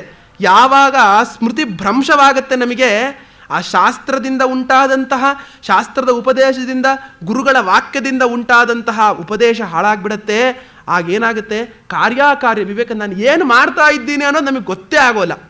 ನಂತರ ಅದು ಫಲ ಆದಮೇಲೆ ನಮಗೆ ಗೊತ್ತಾಗುತ್ತೆ. ಅದಕ್ಕೆ ಒಬ್ಬರು ಮಹಾತ್ಮರು ಹೇಳಿದ್ರಂತೆ, ಕಾಶಿಗೆ ನೀನು 10 ಸಲ ನಡ್ಕೊಂಡು ಬಾ, ಸ್ವಲ್ಪ ಪಾಪ ತಗ್ಬೋದು ಅಂತ. ಅದಕ್ಕೆ ಅವ್ರು 13 ಸಲ ನಡ್ಕೊಂಡು ಹೋಗಿದ್ರಂತೆ. ನಡ್ಕೊಂಡು ಬಂದಿದ್ರಂತೆ. ಅಂತಹ ಎಷ್ಟು ವೇದದಲ್ಲಿ ಇಲ್ಲಿ ಅದು ಇದು ಅಂತ ಹೇಳ್ತಿದ್ರಂತೆ. ವೇದ ಇಂಥ ಪ್ರಶ್ನೆ, ಇಂಥ ಕಾಂಡ, ಇಂಥದ್ದಿದು ಅಂತ. ಒಮ್ಮೆ ಹೈದರಾಬಾದಿನ ಪೇಶ್ವೆನೋ ಯಾರೋ ಇದು ಮಾಡ್ತಾರೆ, ಮಹಾರಾಜರು ಏನು ಮಾಡ್ತಿದ್ರು, ವೇದದ ಒಂದು ಪರೀಕ್ಷೆಯನ್ನು ಇಟ್ಟಿದ್ರು. ಏನು ವೇದದ ಪರೀಕ್ಷೆಗೆ ಪಣ, ಒಂದು ತಟ್ಟೆ ಪೂರ್ತಿ ಬೆಳ್ಳಿ ವರಹ, ಅದ್ರ ಮೇಲೆ 2 ಜಟತಾರಿ ಶಾಲು. ಏನು ನಿಯಮ ಅಂದರೆ 30 ಪ್ರಶ್ನೆಯನ್ನು ವೇದದಲ್ಲಿ ಕೇಳ್ತೀವಿ ಅನ್ನೋದೇ ನಿಯಮ. ಆಯಿತು, ಆ ನಿಯಮಕ್ಕೆ ಏನಾಗ್ತಿದೆ ಇಲ್ಲಿ ಅಂತ ಕೇಳಿದ್ರು. ಹೈದರಾಬಾದಿಗಿದ ಆ ಪೂನಾ ಮಾರ್ಗದಲ್ಲಿ ಹೋಗಬೇಕಾದ್ರೆ ಹೇಳೋಕ್ಕೆ ಏನೋ ವಿಷಯಾಂತರವಾಗಿ ಹೋದಾಗ ಅಲ್ಲಿ ಹೀಗೆ ವೇದ ಪರೀಕ್ಷೆ ನಡೀತಿದೆ ಅಂದರು. ಸರ ಹೋದರು. ಇವರೇ ಆ 2 ಶಾಲನ್ನು ಹೊತ್ಕೊಂಡ್ಬಿಟ್ರು, ಮಧ್ಯದಲ್ಲಿ ಕೂತ್ಬಿಟ್ರು. ಕೇಳಿ 30 ಅಲ್ಲ 300 ಪ್ರಶ್ನೆ ಏನು ಕೇಳಿ ವೇದದಲ್ಲಿ. ಏನು ಹೇಳಿ, 30 ಪ್ರಶ್ನೆ ಅಲ್ಲ 300 ಪ್ರಶ್ನೆಯನ್ನು ಕೇಳಿ ಅಂದರು. ಅಲ್ಲಿ ನೆರೆದಂತಹ ರಾಜನಿಗೆ ಅಪಮಾನ ಮಾಡಿದ ಹಾಗಾಗ್ಬಿಡ್ತು. ಎಂಥ ಉದ್ದಟತನ, ಪ್ರಶ್ನೆಯನ್ನು ಹೇಳಿದರೆ ನಾನೇ ಹೊಚ್ಚಿಸ್ತಿದ್ದೆ, ಇವರೇ ಇದು ಮಾಡ್ತಾರಲ್ಲ ಅಂದುಕೊಂಡು ಪ್ರಶ್ನೆ ಹೇಗಾದರೂ ಇವ್ರನ್ನ ಕೆಡವಬೇಕು ಅಂತ ಕೇಳ್ತಿದ್ದಾರೆ. ಎಲ್ಲಿ ಕೇಳಿದ್ರೂ ಕೂಡ ತಪ್ತಾನೆ ಇಲ್ಲ. ಆ ರಾಜ ಬಂದು ಕಾಲು ಹಿಡ್ಕೊಂಡ್ಬಿಟ್ನಂತ ಇವ್ರದ್ದು, ಸಾಕ್ಷಾತ್ ವೇದ ಪುರುಷರು ನೀವು ಅಂತ. ಮತ್ತಿನ್ನೆರಡು ಜಟತಾರಿ ಶಾಲು ಹೊತ್ತಿಸಿ ಮತ್ತೆ ಒಂದು ತಟ್ಟೆ ತುಂಬ ಸುವರ್ಣ ವರಹನ ಕೊಟ್ಟಿದ್ದಂತಾಗ. ಅಂತಹ ವಿದ್ಯಾವಂತರಿಗೂ ಕೂಡ ಏನಾಗ್ಬಿಡತ್ತೆ, ಆ ಒಂದು ವಿವೇಕ ಭ್ರಂಶವಾಗಿಬಿಡತ್ತೆ, ಆ ಕಾರ್ಯಕಾರ್ಯ ವಿವೇಕ. ಅಂಥದ್ರಲ್ಲಿ ನಾವು ಎಂಥವರು ಮಂದಮತಿಗಳು, ನಮಗೆ ಯಾವ ರೀತಿ ಆಗಬೇಕು? ಆದ್ದರಿಂದ ಏನು, ಆ ಒಂದು ಸ್ಮೃತೆ ಸ್ಯಾತ್. ಯಾವಾಗ ಸ್ಮೃತಿ ಭ್ರಂಶದಿಂದ ಬುದ್ಧಿನಾಶ ಆಗತ್ತೆ, ಆ ಬುದ್ಧಿನಾಶಾತ್ ಪ್ರಣಶ್ಯತಿ, ಬುದ್ಧಿನಾಶದಿಂದ ನಾಶವನ್ನು ಹೊಂದುತ್ತಾನೆ. ಅಂದರೆ ಏನರ್ಥ ಅಂದರೆ, ತಾವದೇವ ಹಿ ಪುರುಷಃ ಯಾವತ್ ಅಂತಃಕರಣಂ ತದೀಯಂ ಕಾರ್ಯಕಾರ್ಯ ವಿವೇಕ ಯೋಗ್ಯಂ ತದಾ ಯೋಗತ್ವೇ ನಷ್ಟ ಏವ ಪುರುಷೋ ಭವತಿ. ಯಾವಾಗ ನಮಗಿದು ಮಾಡಬೇಕು ಮಾಡಬಾರ್ದು ಎಂಬ ಒಂದು ಪ್ರಜ್ಞೆ ಹೋಗಿಬಿಡತ್ತೆ, ತಕ್ಷಣವೇ ಅವನು ಆ ಒಂದು ಮೋಕ್ಷ ಮಾರ್ಗದಿಂದ ಚ್ಯುತಿಯಾಗ್ಬಿಡ್ತಾನೆ. ಈ ಒಂದು ಕಾರ್ಯಕಾರ್ಯ ವಿವೇಕ ಯಾವಾಗ ಹೋಗುತ್ತೆ, ಅವನಿಗೆ ಏನಾಗುತ್ತೆ, ಯಾವುದೋ ಒಂದು ಒಳ್ಳೆಯ ಸ್ಥಿತಿಯನ್ನು ಪಡೆಯೋದಕ್ಕೊಂದು ಅವಕಾಶ ಇರ್ತಿತ್ತಲ್ಲ, ಅದರಿಂದ ಭ್ರಷ್ಟನಾಗ್ಬಿಡ್ತಾನೆ. ಪುರುಷಾರ್ಥ ಅಯೋಗ್ಯೋ ಭವತಿ ಇತ್ಯರ್ಥ. ಇಂಥ ಒಳ್ಳೆಯ ವಾಕ್ಯ. ಅವನು ನಾವೆಲ್ಲರೂ ಮನುಷ್ಯರಾದ ಮೇಲೆ ಒಂದು ಅರ್ಥವನ್ನು ಸಂಪಾದನೆ ಮಾಡಬೇಕು. ಯಾವ ಅರ್ಥ ಅದು? ಮೋಕ್ಷವನ್ನು ಪಡಿಬೇಕು. ಪರಮಾತ್ಮನನ್ನು ಪಡ್ಕೊಳ್ಳೋದೇ ನಮ್ಮ ಸಂಪಾದನೆ. ನಮ್ಮ ಜೀವನದಲ್ಲಿ ನಾನು ಅಷ್ಟು ಸಂಪಾದನೆ ಮಾಡಿದೆ, ಇಷ್ಟು ಸಂಪಾದನೆ ಮಾಡಿದೆ, ಅವೆಲ್ಲ ಲೆಕ್ಕಕ್ಕೆ ಬರಲ್ಲ. ಈ ಒಂದು ಶರೀರವನ್ನು ಬಿಟ್ಟು ಹೋದ್ಮೇಲೆ ಏನು ಕೇಳ್ತಾನೆ ಅವನು? ಏನೇನಪ್ಪ ಮಾಡಿದ್ಯಾ ಜೀವನದಲ್ಲಿ, ಎಷ್ಟು ಪುಣ್ಯವನ್ನು ಮಾಡಿದೀಯಾ, ಎಷ್ಟು ಪಾಪವನ್ನು ಮಾಡಿದ್ದೀಯಾ? ಇದೇ ನಮ್ಮ ನಿಜವಾದ ಸಂಪಾದನೆ. ಅಂದರೆ ಈ ಸಂಪಾದನೆ ಏನೇನು ಮಾಡ್ತಾರೆ, ಮಕ್ಕಳು ಮರಿಮಕ್ಕಳೆಲ್ಲರೂ ಖಾಲಿ ಮಾಡಿಬಿಡ್ಬಹುದು. ನಾವು ಮಾಡಿರುವಂಥ ಸಂಪಾದನೆ ಯಾರು ಅನುಭವಿಸ್ಬೇಕು? ನಾವೇ ಅನುಭವಿಸ್ಬೇಕು. ಆ ಒಂದು ಕಾರಣಕ್ಕೋಸ್ಕರ ನಾವು ಏನು ಮಾಡಬೇಕು? ಪುರುಷಾರ್ಥ ಮಾರ್ಗದಲ್ಲಿ ಇರಬೇಕು. ಆ ಜ್ಞಾನವನ್ನು ಹೊಂದುವಂತಹ ಆ ಒಂದು ಮಾರ್ಗದಲ್ಲಿ ಇರಬೇಕು. ಆದರೆ ಏನಾಗುತ್ತೆ ಅಂದರೆ, ಪುರುಷಾರ್ಥವನ್ನು ನಾವು ಪಡೆಯುವ ರೀತಿ ಆಗ್ತೀವಿ. ಏನು ಈ ಒಂದು 2 ಶ್ಲೋಕದ ಅರ್ಥ ಅಂದರೆ, ಯಾವ ಕಾರಣಕ್ಕೂ ಕೂಡ ನಾವು ಯಾವ ವಸ್ತುವನ್ನು ಬಯಸಬಾರ್ದು. ಆ ಬಯಸಿದ್ದರಿಂದ ತಾನೇ ಇಷ್ಟೆಲ್ಲ ಉಂಟಾಗಿದ್ದೋ. ಏನೋ ಒಂದು ವಸ್ತು ಬಯಸ್ತೆ, ಆ ವಸ್ತು ಸಿಗಲಿಲ್ಲ, ಏನಾಯಿತು? ಕ್ರೋಧ ಆಯಿತು. ಕ್ರೋಧದಿಂದ ಸಮೋಹ ಆಯಿತು. ಸಮೋಹದಿಂದ ಸ್ಮೃತಿಭ್ರಂಶ ಆಯಿತು. ಸ್ಮೃತಿಭ್ರಂಶದಿಂದ ಬುದ್ಧಿನಾಶ ಆಯಿತು. ಬುದ್ಧಿನಾಶದಿಂದ ಪ್ರಣಶ್ಯತಿ, ಅವನು ಹಾಳಾಗಿ ಹೋಗಿಬಿಡ್ತಾನೆ. ಯಾವುದರಿಂದ? ಕೇವಲ ಒಂದು ವಸ್ತುವನ್ನು ಬಯಸಿದ್ರಿಂದ. ಆದ್ದರಿಂದ ನಾವು ಏನು ಮಾಡಬೇಕು? ಯಾವ ಪ್ರಾಪಂಚಿಕ ವಸ್ತುವನ್ನು ಕೂಡ ಬಯಸಬಾರ್ದು. ಇದು ಮೊದಲ ಮೆಟ್ಟಿಲು ಸಾಧಕನಿಗೆ. ಜ್ಞಾನ ಸಾಧನೆಗೆ ಮೊದಲ ಮೆಟ್ಟಿಲು ಯಾವುದು? ಭಗವದ್ಗೀತೆಯಲ್ಲಿ ಹೇಳುತ್ತಿರುವಂತಹ ಜ್ಞಾನ ಸಾಧನೆಗೆ ಮೊದಲ ಮೆಟ್ಟಿಲು ಈ ಒಂದು ಪುರುಷ ಯಾವ ಪ್ರಾಪಂಚಿಕ ವಸ್ತುಗಳನ್ನು ಕೂಡ ಬಯಸದೆ ಇರುವಂಥದ್ದೇ. ಆಗ ನಾವು ಎಂತಹ ಸ್ವಭಾವದವರಾಗ್ತೀವಿ? ರಾಗದ್ವೇಷ ವಿಯುಕ್ತೈಸ್ತು ವಿಷಯಾನ್ ಇಂದ್ರಿಯೈಶ್ಚರನ್ ಆತ್ಮವಶ್ಯೈರ್ವಿಧೇಯಾತ್ಮ ಪ್ರಸಾದ ಮದಿಗಚ್ಚತಿ. ಪ್ರಸಾದ ಅಂದರೆ ಪ್ರಸನ್ನತಾ ಸ್ವಭಾವ ಅಂತ. ಪ್ರಸನ್ನತೆಯನ್ನು ಹೊಂದುತ್ತೀವಂತೆ. ಯಾವಾಗ ಪ್ರಸನ್ನತೆಯನ್ನು ಹೊಂದುತ್ತೀವಿ? ಯಾವ ವಸ್ತುವನ್ನು ಬಯಸದೆ, ಇಂಥದ್ದು ಬೇಕು ಬೇಕು ಬೇಕು ಅನ್ನೋದನ್ನು ಬಯಸದೆ ರಾಗದ್ವೇಷವನ್ನು ಬಿಟ್ಟವನಾಗಿ. ನಮ್ಮ ಬುದ್ಧಿ ಎಂಥ ಒಂದು ತಪ್ಪು ಕೆಲಸವನ್ನು ಮಾಡ್ತಿದೆ ಗೊತ್ತಾ? ನಾವೊಂದು ವಸ್ತುವನ್ನು ಕೇವಲ ಪರಿಚಯಾತ್ಮಕವಾಗಿ ನೋಡ್ತಿಲ್ಲ. ನೋಡಬೇಕಾದ್ರೆ ಒಂದು ದೃಷ್ಟಿ ಇದೆ, ಇದು ಚೆನ್ನಾಗಿದೆ ಚೆನ್ನಾಗಿಲ್ಲ ಅಂತ. ಕೂತ್ಕೊಳ್ತೀನಿ, ಎಂಥ ಚೆನ್ನಾಗಿದೆ ಈ ವೇದಿಕೆ, ಎಷ್ಟು ಸುಂದರವಾಗಿ ಕಟ್ಟಿದ್ದಾರೆ. ಬರೀ ವೇದಿಕೆಯನ್ನು ವೇದಿಕೆಯಾಗೇ ನೋಡ್ತೀನಾ? ಚೆನ್ನಾಗಿದೆ ಚೆನ್ನಾಗಿಲ್ಲ ವಿಭಾಗ. ಅಕಸ್ಮಾತ್ ಆ ವಸ್ತು ಚೆನ್ನಾಗಿದೆ ಅಂದ್ಬಿಟ್ರೆ ಏನಾಗಬೇಕು? ಚೆನ್ನಾಗಿರೋ ವಸ್ತು ನನಗೆ ಬೇಕು. ಆ ಚೆನ್ನಾಗಿರೋ ವಸ್ತು ಏನಾಗುತ್ತೆ? ನನಗೆ ಬೇಕು ಅನ್ನುವ ಬುದ್ಧಿ ಹಿಂದೆ ಬರುತ್ತೆ. ಅದರಿಂದ ಏನು ಮಾಡ್ತಾರೆ? ರಾಗದ್ವೇಷ ವಿಯುಕ್ತೈಸ್ತು. ಆ ಒಂದು ರಾಗದ್ವೇಷವನ್ನು ನಾವು ಬಿಟ್ಟವರಾಗಬೇಕು. ಆ ರಾಗದ್ವೇಷವನ್ನು ಬಿಟ್ಟವರಾದರೆ ನಮಗೆ ಅಮೃತತ್ವವನ್ನು ಸಿಕ್ಕುತ್ತದೆ. ಯಾಕೆ? ಆತ್ಮವಶ್ಯೈರ್ ವಿಧೇಯಾತ್ಮ. ಪೂರ್ತಿ ವಿಷಯಗಳನ್ನು, ಇಂದ್ರಿಯಗಳನ್ನು ಎಲ್ಲವನ್ನೂ ಕೂಡ ಹತೋಟಿಯಲ್ಲಿ ಇಟ್ಟುಕೊಳ್ಬೇಕು. ನಾವೇನಾದರೂ ಇಂದ್ರಿಯಗಳನ್ನು ಹತೋಟಿಯಲ್ಲಿ ಇಟ್ಟುಕೊಂಡಿದ್ದೇ ಆದರೆ ನಾವೇ ಧೀರರು. ಯಾಕೆ? ಯಾರು ಹೇಳಿದ್ದೋ? ಕಠೋಪನಿಷತ್ತಲ್ಲಿ ಉಪನಿಷತ್ತು ಹೇಳ್ತಿರೋದು, ಪರಾಂಚಿಖಾನಿ ವ್ಯತೃಣತ್ವಯಂಭೂ ತಸ್ಮಾತ್ ಪರಾಂಗ್ ಪಶ್ಯತಿ ನಾಂತರಾತ್ಮನ್ ಕಶ್ಚಿದ್ಧೀರ ಪ್ರತ್ಯಗಾತ್ಮಾನಮೈಕ್ಷತ್ ಆವೃತ್ತ ಚಕ್ಷು ಅಮೃತತ್ವಮಿಚ್ಛನ್. ಇಂಥ ಒಳ್ಳೆ ಮಾತು ನಚಿಕೇತನಿಗೆ ಹೇಳಬೇಕಾದ್ರೆ ಯಮಧರ್ಮರಾಯ ಹೇಳ್ತಿದ್ದಾನೆ, ವ್ಯತೃಣತ್ ಅಂದರೆ ಕೊರೆದು ಬಿಟ್ಟಿದ್ದಾನಂತೆ. ಪರಾಂಚಿಖಾನಿ ವ್ಯತೃಣತ್. ಪ್ರಜಾಪತಿ ಬ್ರಹ್ಮ ಏನು ಮಾಡಿಬಿಟ್ಟಿದ್ದಾನೆ ಅಂದರೆ ನಮ್ಮ ಎಲ್ಲ ಇಂದ್ರಿಯಗಳನ್ನು ಕೂಡ ಹೊರಮುಖವಾಗಿ ಕೊರೆದು ಬಿಟ್ಟಿದ್ದಾನೆ. ತಸ್ಮಾತ್ ಪರಾಂಗ್ ಪಶ್ಯತಿ ನಾಂತರಾತ್ಮನ್. ಆದ್ದರಿಂದ ನಾವೇನು ಮಾಡ್ತಿದ್ದೀವಿ? ಹೊರಗಡೆನೇ ನೋಡ್ತಿದ್ದೀವಿ. ಇದು ಯಾರು ತಪ್ಪು ಸ್ವಾಮಿ? ಪ್ರಜಾಪತಿ ಬ್ರಹ್ಮನ ತಪ್ಪೋ ನಮ್ಮ ತಪ್ಪೋ? ಕೊರೆದಿದ್ದಾರಪ್ಪ ಇಂದ್ರಿಯಗಳನ್ನು? ಬ್ರಹ್ಮ. ಅವನು ತಪ್ಪ ಇದು? ಅವನು ತಪ್ಪಲ್ಲ. ಕಶ್ಚಿದ್ಧೀರ ಪ್ರತ್ಯಗಾತ್ಮಾನಮೈಕ್ಷತ. ಮುಂದಿನ ಲೈನ್ ಇದೆ. ಅವನು ಆ ರೀತಿ ಕೊರೆದಿದ್ರೂ ಕೂಡ ಒಬ್ಬ ಧೀರನಿದಾನಂತೆ. ಆ ಧೀರನು ಯಾರು ಅಂದರೆ ಭಾಷ್ಯಕಾರರು ಅಲ್ಲಿ ಬರೀತಾರೆ, ಯಾರು ನಿಜವಾಗಲೂ ಕೂಡ ಆತ್ಮಜ್ಞಾನವನ್ನೇ ಪಡಿಬೇಕು ಎಂಬ ತನ್ನ ಮನಸ್ಸನ್ನು ಇಟ್ಟುಕೊಂಡಿದ್ದಾನೋ ಅವನು ಧೀರನು. ನನ್ನ ಜೀವನದಲ್ಲಿ ಇನ್ನೇನನ್ನೂ ನಾನು ಸಂಪಾದನೆ ಮಾಡಬೇಕಾಗಿಲ್ಲ. ಏನನ್ನು ಸಂಪಾದನೆ ಮಾಡಬೇಕು? ನಾನು ಆತ್ಮಜ್ಞಾನವನ್ನು ಸಂಪಾದನೆ ಮಾಡಬೇಕು ಅಂದ್ಕೊಂಡಿದ್ದಾನಲ್ಲ. ನಿಜವಾಗಲೂ ಇದು ಒಂದೇ ಧನ. ಏನೋ ನಮ್ಮಿಂದ ಯಾವ ರೀತಿಯಿಂದಲೂ ಕೂಡ ಒಂದು ಅಪರಾಧವನ್ನೇ ಆಗಲಿ ಇತ್ಯಾದಿಗಳನ್ನು ಮಾಡಿಸ್ತಾ ಇರುವಂಥದ್ದು. ಹೆಚ್ಚಿಗೆ ದುಡ್ಡಿದೆ ಅಂದರೂ ಹೆದರಿಕೆ. ಯಾಕೆ? ಯಾರು ಬಂದು ತೊಗೊಂಡು ಹೋಗ್ಬಿಟ್ರೆ ಏನಪ್ಪ ಗತಿ? ಈ ಧನವನ್ನು ಯಾರು ತೊಗೊಂಡು ಹೋಗೋಕ್ಕಾಗತ್ತಾ? ಯಾಕೆ ಹೇಳಿ? ಸ್ವರೂಪವಾಗಿ ಉಳಿದು ಬಿಡುತ್ತೆ ಇದು. ನಾನು ಹೋದರೆ ಹೋದೀತು ಅಂತ ಬರ್ದಿಯಾರೊಬ್ರು ಮಹಾತ್ಮರು. ಈ ಒಂದು ಇದಿದೆಯಲ್ಲ, ಯಾವಾಗ ಗೊತ್ತಾಗುತ್ತೆ? ಈ ಜ್ಞಾನವಾಗಿಬಿಟ್ರೆ ಯಾವಾಗ ಹೋಗುತ್ತೆ ಈ ಜ್ಞಾನ? ನಾನು ಹೋದರೆ ಈ ಜ್ಞಾನ ಹೋಗುತ್ತಂತೆ. ಅಲ್ಲಿಯವರೆಗೆ ಇದು ನನ್ನಲ್ಲಿಯೇ ಇರುತ್ತೆ. ಆದ್ದರಿಂದ ಏನು? ಕಶ್ಚಿದ್ಧೀರ ಪ್ರತ್ಯಗಾತ್ಮಾನಮೈಕ್ಷತ್. ಆ ಒಂದು ಪ್ರತ್ಯಗಾತ್ಮನನ್ನು ನೋಡಬೇಕು ಎಂಬ ಇಚ್ಛೆಯಿಂದ ಏನು ಮಾಡ್ತಾನೆ? ಆವೃತ್ತ ಚಕ್ಷು ಅಮೃತತ್ವಮಿಚ್ಛನ್. ಆವೃತ್ತ ಚಕ್ಷು ಅಂದರೆ ತನ್ನೆಲ್ಲ ಇಂದ್ರಿಯಗಳನ್ನು ಕೂಡ ಒಳಮುಖವಾಗಿ ಕಂಡುಕೊಂಡವನ, ಒಳಮುಖನಾಗಿ ತಿರುಗಿಸಿಕೊಂಡವನಾಗಿ. ಅಂದರೆ ಏನು? ಹೊರಗೆ ಕಳಿಸುತ್ತಿರುವಂತಹ ಇಂದ್ರಿಯಗಳನ್ನು ಪೂರ್ತಿಯಾಗಿ ಒಳಗಡೆ ವಿಚಾರಕ್ಕೆ ಒಳಪಡ್ತಿದ್ದಾನೆ, ವಿಚಾರವನ್ನು ಮಾಡ್ತಿದ್ದಾನೆ. ಅವನು ಏನು ಮಾಡ್ತಾನೆ? ಅಮೃತತ್ವಂ ಇಚ್ಛನ್. ಏನಕ್ಕೋಸ್ಕರ ಈ ಪ್ರಯತ್ನವನ್ನು ನಾವು ಮಾಡಬೇಕು? ಅಮೃತತ್ವವನ್ನು ಹೊಂದುವುದಕ್ಕೋಸ್ಕರವೇ ನಾವು ಈ ಪ್ರಯತ್ನವನ್ನು ಮಾಡಬೇಕು.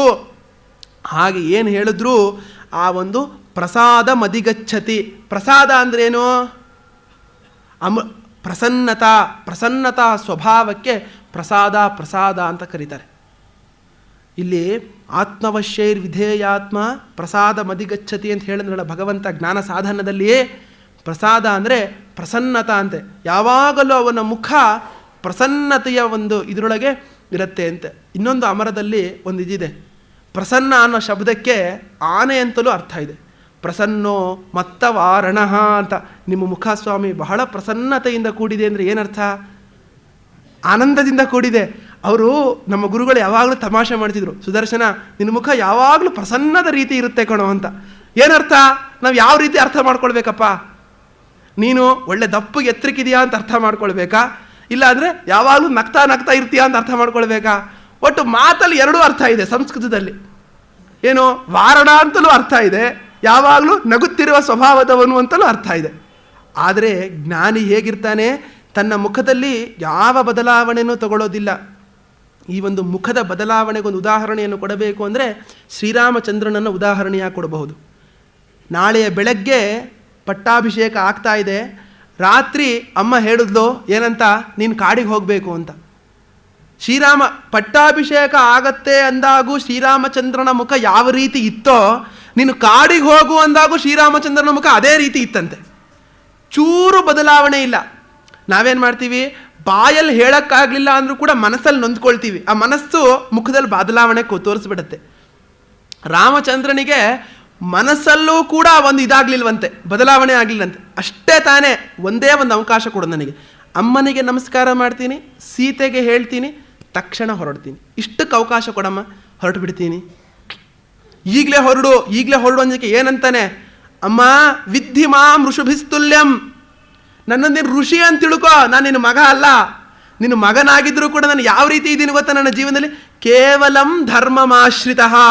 ಆ ಒಂದು ಧರ್ಮದ ಮಾರ್ಗ ಏನಿದೆಯೋ ಆ ಧರ್ಮವನ್ನು ಇಟ್ಟುಕೊಂಡು ನಾನು ಋಷಿಯಂತೆ ಜೀವನದಲ್ಲಿ ನಡವಳಿಕೆಯನ್ನು ಹೊಂದಿದ್ದೀನಿ. ನನಗೆ ನೀನು ಆ ರೀತಿ ಹೋಗ್ತೀನೋ ಇಲ್ಲೋ ಅಂತ ಸಂಶಯ ಪಡಬೇಡ. ಇಂಥ ವಾಕ್ಯವನ್ನು ಹೇಳ್ತಾನೆ. ಪ್ರಸನ್ನತಾ ಅಂದರೆ ಇದೆ, ಇನ್ಯಾವುದೂ ಅಲ್ಲ. ಮುಖದಲ್ಲಿ ದುಃಖ ಆದಾಗೂ ಸುಖ ಆದಾಗೂ ಸಮತ್ವವನ್ನು ಕಾಪಾಡ್ಕೊಳ್ಳೋದು. ತುಂಬ ಹೊಟ್ಟೆ ಹಸು ಹೇಳ್ತಾರಲ್ಲ, ಅಶನ ಪಿಪಾಸ, ಸುಖ ದುಃಖ ಹಸಿ, ಇವೆಲ್ಲ ಏನಂತ ಹೇಳ್ತಾರೆ, ದ್ವಂದ್ವಗಳು ಅಂತ ಕರೀತಾರೆ. ಮೊದಲು ಜ್ಞಾನಿಯ ಸಾಧಕನಿಗೆ ಈ ಒಂದು ಗುಣ ಇರಬೇಕು, ದ್ವಂದ್ವ ಸಹಿಷ್ಣುತೆ. ಸುಖ ಬಂದಾಗ ತುಂಬ ಹಿಗ್ಗುಬಿಡೋದು, ದುಃಖ ಬಂದಾಗ ತುಂಬ ಕುಗ್ಗುಬಿಡೋದು. ಯಾರು ಸುಖ ಬಂದಾಗ ಹಿಗ್ತಾರೋ ಅವ್ರಿಗೇನಾಗುತ್ತೆ, ದುಃಖ ಬಂದಾಗ ಕುಗ್ಗಬೇಕು ಅನಿಸುತ್ತೆ ಅಲ್ವಾ? ಆದ್ದರಿಂದ ಏನು ಮಾಡೋದು, ನಾವು ಸುಖ ಬಂದಾಗೂ ಹಿಗ್ಗೋದು ಬೇಡ, ದುಃಖ ಬಂದಾಗೂ ಕೂಡ ಕುಗ್ಗೋದು ಬೇಡ. ಈ ರೀತಿ ಎಲ್ಲ ವಿಷಯಗಳನ್ನು ಹೇಳ್ಕೊಂಡು ಬಂದ ಮೇಲೆ ಹೇಳ್ತಾನೆ ಏನು ಅಂದರೆ, ಏಷಾ ಬ್ರಾಹ್ಮಿ ಸ್ಥಿತಿ ಪಾರ್ಥ ನೈನಾಂ ಪ್ರಾಪ್ಯ ವಿಮುಹ್ಯತಿ ಸ್ಥಿತ್ವಾ ಸ್ಯಾಮಂತಕಾಲೇಪಿ ಬ್ರಹ್ಮ ನಿರ್ವಾಣ ಮೃಚ್ಛತಿ.